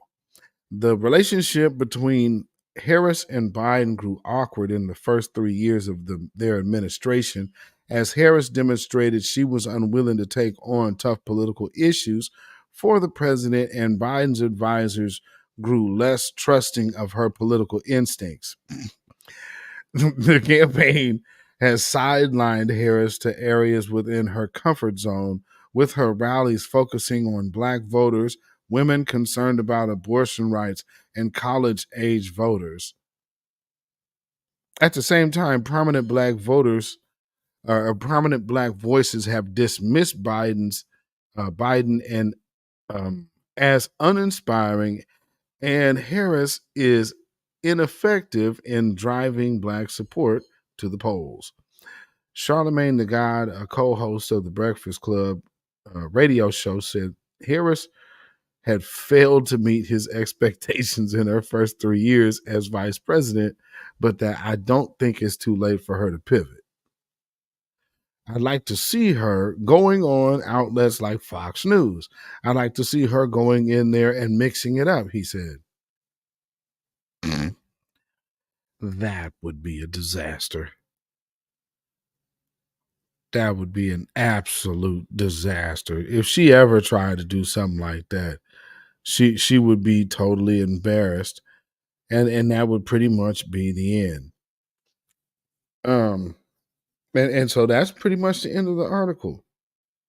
She went and talked to some celebrities and some black pastors, and you see how they're up there looking at her. You know, nobody's going to ask her any hard questions in this room, are they?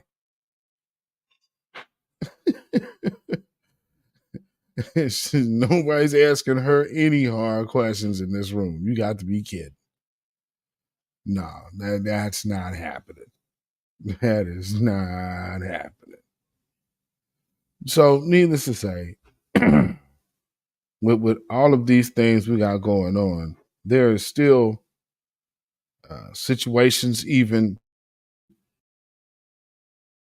going on in New York. Now, if y'all remember, and to get to the cat, the main cat conversation today, your man's Biden of Brooklyn. You know, remember when he came out, man, with all these rumors? Y'all, you know, you remember that song, Rumors? You know, and then people just running me, you ever hear that one about Michael? Yeah, see, it's they're not just getting money, it's gonna be for food. It's gonna, man. Yeah, that didn't and people didn't last long at all. But you know, if anybody wants a refresher, let me put this on in here, because he's I guess he's looking to cut some, or to stop the cuts that he was going to put in that would help these folks, but we'll see. But you know, just as a refresher. You remember that song, Where Are These Rumors Coming From? Did you hear the one about Michael? Did you hear the one about Mokify? You're talking about rumors. Listen, let's get the facts. This is not an American Express card we're giving folks. It's a prepaid debit card, only for food and baby supplies, not Coke 45. This is for food and baby supplies.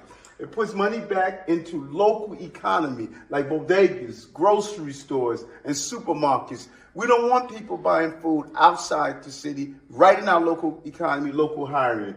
Avoids food waste. People are not throwing away food because they're getting the food that they are buying and what they want. Saves more than 600,000 taxpayer funds a month, which equals $7.2 million a year. They are getting an average of $13 a day per person. It's saving us bucks, even 50 cents, agreed.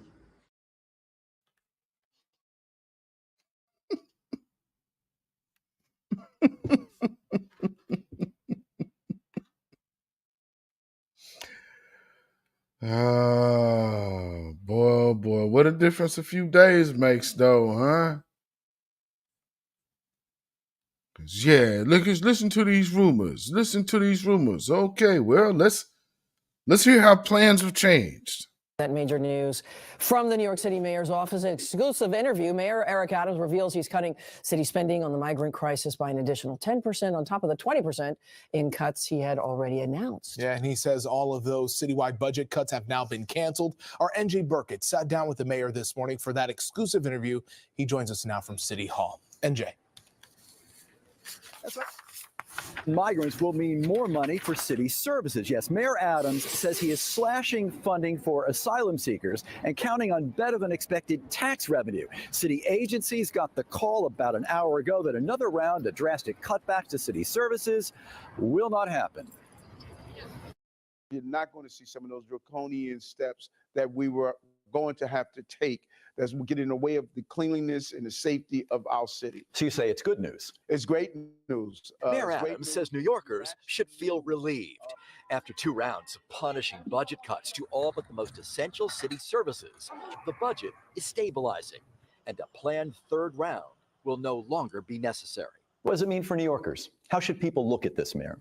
Well, if we had to do the 3rd rounds, it would impact garbage pickup. It would impact services to our older adults. It would impact libraries. It would impact a series of services that you would actually see the difference. In an exclusive Eyewitness News interview, Mayor Adams announced that funding for asylum seekers will be cut back by 10% on top of the previous 20% cut, for nearly 1/3 cut back on city spending for migrants. When we inherited this, we were in an emergency state. Emergency conditions cost more money. We're now transitioning into a stabilized state because this is going to be here for a while. So by doing that, we can renegotiate contracts. We can look at long-term planning. We're not using this as an emergency. Although we're in a crisis status, we're treating it differently because the emergency still exists, but we are managing it differently. Adams says the city's economic recovery will bring in better than expected tax revenue. The announcement comes one day after the administration was praised by the independent credit rating agency Moody's for its handling of the city's budget crisis. We are far from out of the woods, but we're showing that we can manage this crisis if we watch how we spend and we manage the spending that we're seeing in the city. Well, the mayor says the cutbacks to migrant spending will take place in the coming weeks. Okay. Now, at the same time that that's happening, I'm looking at the scrutiny that this program he has is having. And like this headline, inside Mayor Adams' migrant debit card boondoggle. No bid bank gets $50 million. Border crossers up to $10,000 each. And so it goes on. The article reads, it says, it takes money to make money, as the old saying goes. And apparently it also takes money such as as much as 53 million to give money away. Earlier this month, the Post broke the story that Mayor Eric Adams is giving out prepaid cash cards to migrants. Unusually for the mayor, Adams didn't publicize this story himself, and his administration for nearly a month has failed to correct several public misinterpretations about it. One misperceptions about it, I'm sorry. One misperception is that the program allows the city to give out just 50 million to migrants. No wonder the mayor has been reticent rather. I'm sorry. The debit card program, if you read the actual contract, has the potential to become an open-ended, multi-billion-dollar Bermuda Triangle of this disappearing, untraceable cash used for any purpose. It will give migrants up to $10,000 each in taxpayer money with no ID check, no restrictions, and no fraud control. When the Post exposed Mayor's debit card program earlier this month, the mayor's office spun it as a money-saving program to solve the problem. Migrants staying in hotels don't eat all their food. DocGo and the city's no-bid emergency contractor to provide migrants with 3 meals a day throws away up to 5,000 meals daily, wasting $7.2 million a year. Some food is inedible, expired, or rotten, and other food doesn't meet migrants' dietary needs. Providing mass scale meals competently and with options for specific needs, halal, kosher, vegan, non-gluten, isn't that hard. The school system does it. Airlines do it. Hospitals and jails do it. It wouldn't be that difficult for the city to solve this problem. On-site city auditors could refuse to pay for meals that are objectively inedible with visible mold, for example, with expired labeling. Instead of assuring that its existing no-bid emergency contractor fulfills its duty to provide edible food.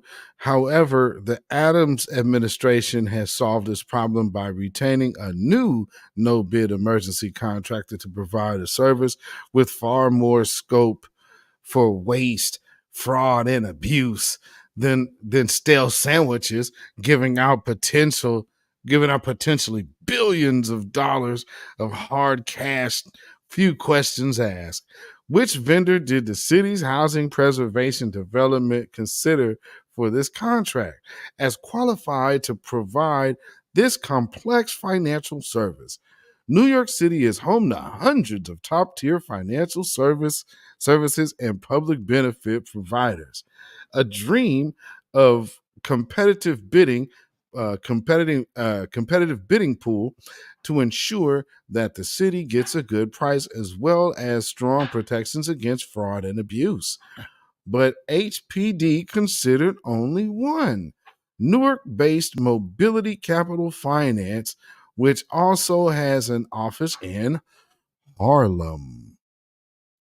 Mokify was founded by Woel Coaxum, a former managing director at J.P. Morgan Chase, who said the death of Michael Brown in Ferguson, Missouri in 2014 inspired him to serve the underbanked and narrow the racial wealth gap. Well, shout out to that brother. And so if some of y'all don't understand why Mokify is catching extra scrutiny, well, that is the founder of Mokify. So, what kind of experience did Mokafai bring to this complex endeavor?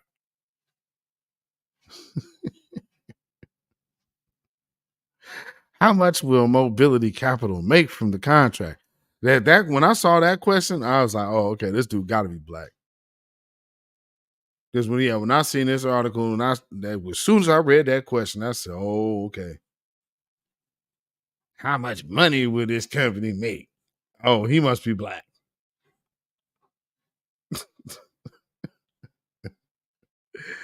And lo and behold, yes, indeed, that's true. None. As the HPD helpfully notes on a listing of prior related emergency large contracts, Mokafai, a new provider of emergency services for HPD, Mokafai's only city experience, HPD notes, is small scale support of the city's participatory budget program. The company's broader nationwide experience is a platform for prepaid third-party debit cards and bank accounts marketed to minorities. The only clue is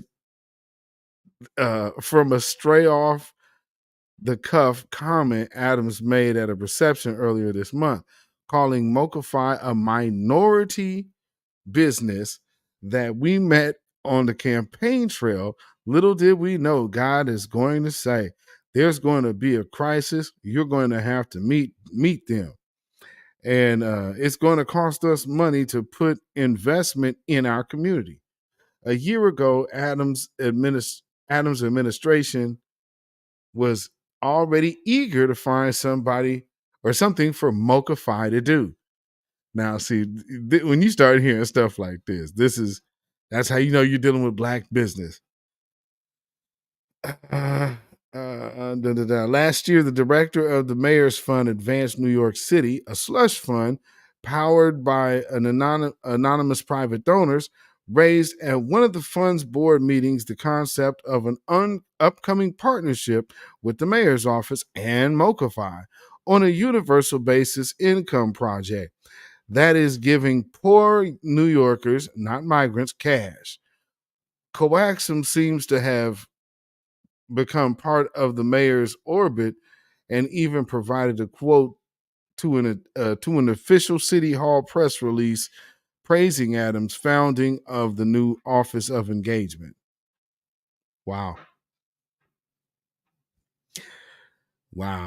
So since its migrant deal with Mokafai, Adams has been the content has been content to allow a public or content to allow a public misperception that the program is a small focused with 500 migrant families at the Roosevelt Hotel receiving debit cards of $1,000 a month, allowing them to buy necessities at grocery stores and convenience stores. As the mayor said on Friday in a response to the press question we're doing on a pilot project with 500 people, it's easy to conclude, and the mayor has not disabused anyone of this thought, disabused anybody of this thought that that's how it will all cost $5 or $53 million or thereabouts. The headline figure reported in the press it goes on. Nope. $1,000 a month for 500 families a year. A good time frame for a pilot would cost $6 million.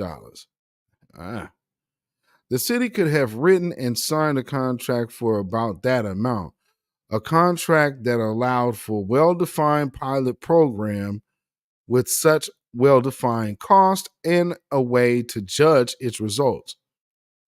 That's not the contract the city signed at all. And most importantly, the $53 million headline figure is not the money that migrants will receive during the pilot. This is the number that the vendor Mocafy potentially will receive as its fee for services. Well, we're now looking at who is the founder of Mocafy. You could see why they are having a major issue with him getting $53 million, because they don't want anybody who is doing already minority business ventures, unlike a Byron Allen. They don't want this dude getting no paper. They want to stop this dude. So it's very interesting that that this is happening, and I don't really know why what made this dude kind of switch up, because what he was supposed to be doing is making something get it popping for black folks. Now, in this turn, maybe they're targeting the black business, using black businesses for the services of this program, and then those businesses would get paid through those contracts. So that might, I could see that, because just looking at how all of this, the attention is, who is Mocafy? Why are they getting $53 million? The extra scrutiny on that kind of tells me, oh, this person deals with like, and you're kind of putting him in a place of a small venture capitalist on that end of the game. So yeah, then some of these folks are kind of worried. And this was kind of what this dude's aim was, from what it sounds like, from what all I've seen about him. I haven't really seen anything foul. So he seems like a cat that's trying to promote and aid black business. So I can totally see why they are so upset now that he is going to walk away with the bag. Yeah, see, that ain't even the money that the migrants going to get you. So you ain't even mad that the migrants is getting any money or are getting all of these services. What you mad at is that this brother right here might potentially walk away with, mind you, giving a proper service, but walking away with $53 million. Well, one thing I will say, brother, tighten up on your security, because this is one of them that where they already counting your money, and the jealousy is that there's probably somebody with $10 million that's been in business that is blood is boiling.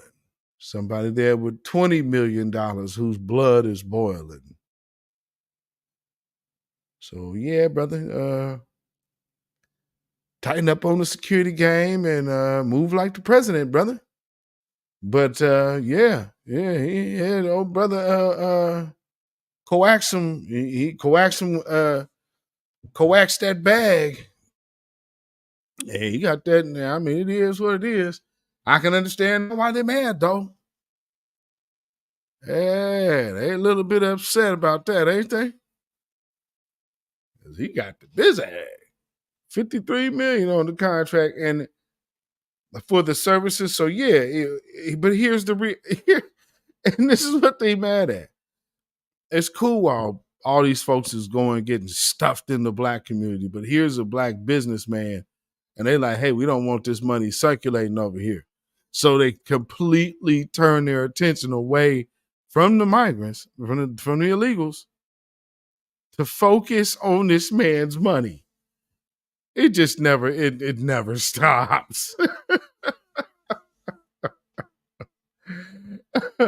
It really never stops. It's the never ending story, ain't it?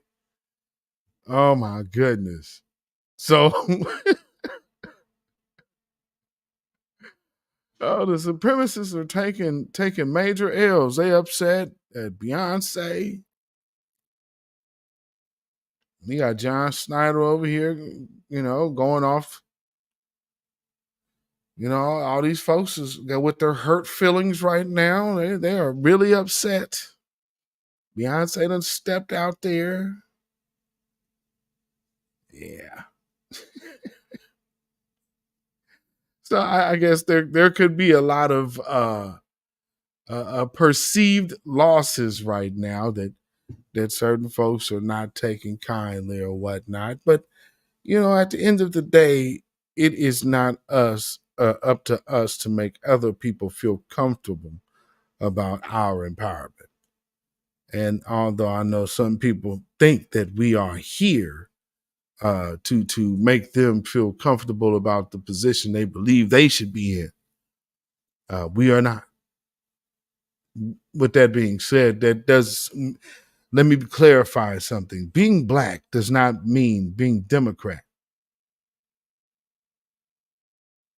So over here, we'll let you know Ukraine is not our responsibility. And you just might have to vote couch for president. You might just have to do that. Because at the end of the day,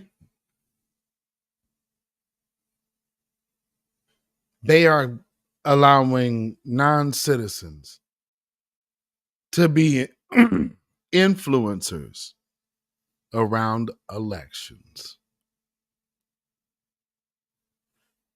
And when you have folks like this on one end, folks like that, Diane Yap on the other, you have a logistical issue that you have to contend with, because these people's in whole intentions are about their group, which is nothing wrong with that. However, this woman isn't even legally here. Like, can this woman be deported? Wouldn't that be something? You had a whole elected official who could be deported. What is going on here? How does that make sense? Well, ladies and gentlemen, it does not. And never forget, supremacists hate seeing any financial opportunity of a major scale for any melanated individual. Babylon has fallen. Babylon has fallen. Let it fall and let us rise. Can you dig it? Yes, indeed. Thank y'all, ladies and gentlemen, for tuning in once again to the midweek report. And some people ask, and like we already say over here, fire up the jet. Yeah, fire up that jet. That's where we at with it. And one last clip before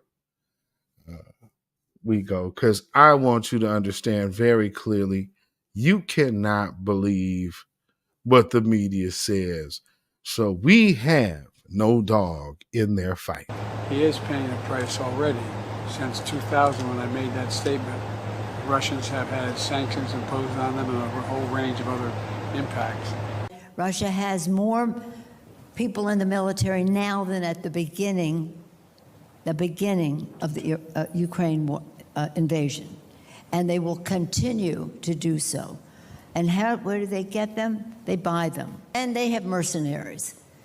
And that takes me to the other point about the sanctions. We must honor the sanctions, because the sanctions give them the money to pay for this war and build their military even further. Mars, Twix, Snickers, Milky Way, Bounty, Gillette, Paul's Cough Drops, Mentos. It's pretty non-sanctioned to me, but what do I know? Russia was the first economy in Europe last year, despite all the sanctions and restrictions. The largest number of sanctions in the world which are applied against Russia. And we have become Europe's first economy during this time. The notion that this is going to last for a long time is highly unlikely, as long as we continue to stay resolved in imposing the sanctions we're going to impose on Russia. Let's get something straight. You remember, if you covered me from the very beginning, I did not say that In fact, the sanctions would deter him. Sanctions never deter. The purpose of the sanctions has always been and continues to be deterrence. The purpose of the sanctions, in the first instance, is to try to deter Russia from going to war. The president believes that sanctions are intended to deter. They're meant to prevent and deter a large-scale invasion. We want them to have a deterrent effect. The sanctions are designed in the first instance to try to deter Russia from taking further aggression, As well as our efforts to both try to deter Russia through sanctions. If you pull the trigger on that deterrent, well, then it doesn't exist anymore as a deterrent. Yes, I'm going to continue to add sanctions. Thank you.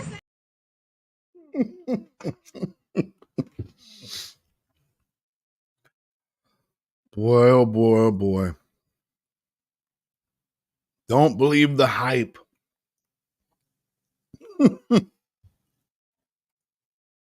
Neither side is good. Neither side is good. So there might be some folks out there who are still confused. Or you're just staunch coons. Either way, one of the reasons that we know Joe Biden ain't cool for us is stuff like that. But I tell you, if you have a problem figuring out whether you're for me or Trump, then you ain't black.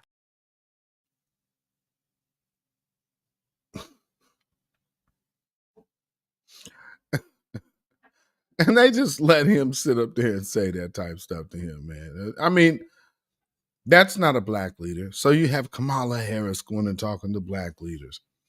So you have them up there. You have a black leader at the UN. She's over there telling her lies.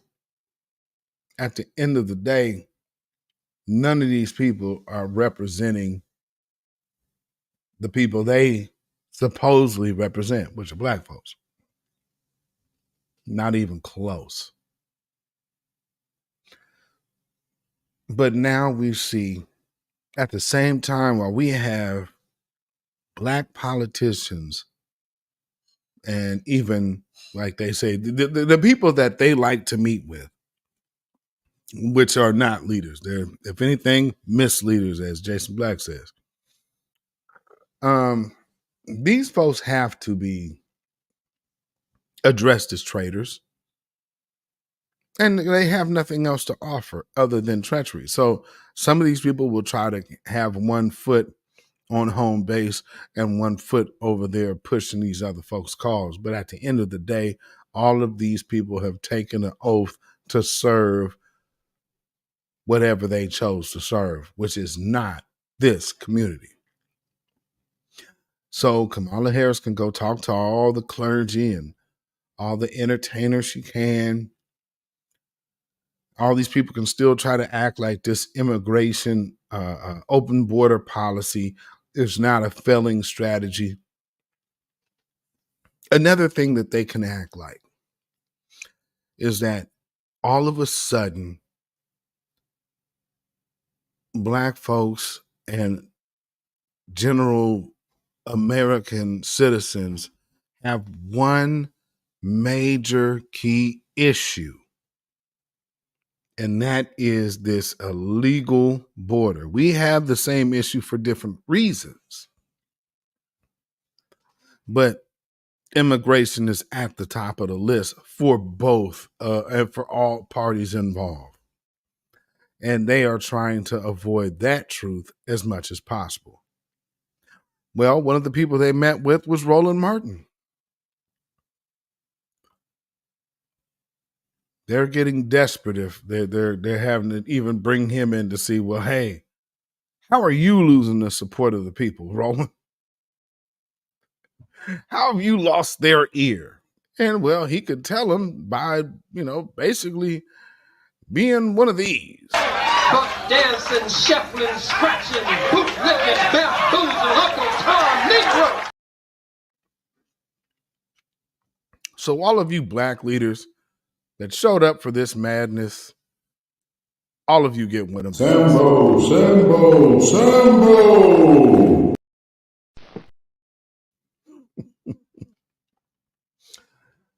And so, we have went through all of this to say the war, the invasion, and the lies will not deter us from our reparations, a destiny of justice. And it's just a new world coming around because it has to be. Don't take it personal, because sometimes good things come to an end. And this has been hell for Black folks continuously, while this has been other people's heaven. And so for those of y'all who would wish we would get off of our square, well, I can speak for myself. Beatzilla PDX official. Beatzilla PDX official show. Those of you in the chat, the grassroots and the voices of new Black media, I think it'd be safe for me to say I speak for all parties involved when we proudly dedicate this song to you. Get up off of that cocaine and get up off of that crack. Get yourself together and get your mind back. Yes, indeed. Ladies and gentlemen, you can follow me on Instagram, Facebook, and Twitter at beatzillapdx. You can email me at ourrealtruth@gmail.com. And if you feel so inclined to put some money in the bucket by way of donation, you could definitely do so at CashApp $beatzillapdx. That's CashApp $beatzillapdx. And we also have PayPal, which is Zilla Muzak. That is ZILLAMUZAK at PayPal. So with that being said, ladies and gentlemen, we will be getting up out of here. And always remember, hashtag hands off our reparations. You have no rights here. We're not under the empire.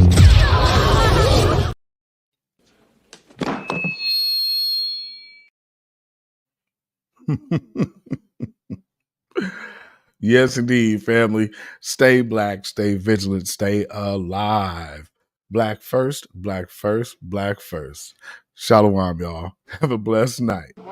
When you know who Satan is, yes, sir, you don't have to kill him. No. The stone of truth. Yes. See, that's what you throw. Yes, right. Allah says, had we wished to take a pastime from before, surely we would have done it. Nay, we cast truth at falsehood till we knock out its brains. Every one of you that knows the truth, stand up and tell it from the mountaintop.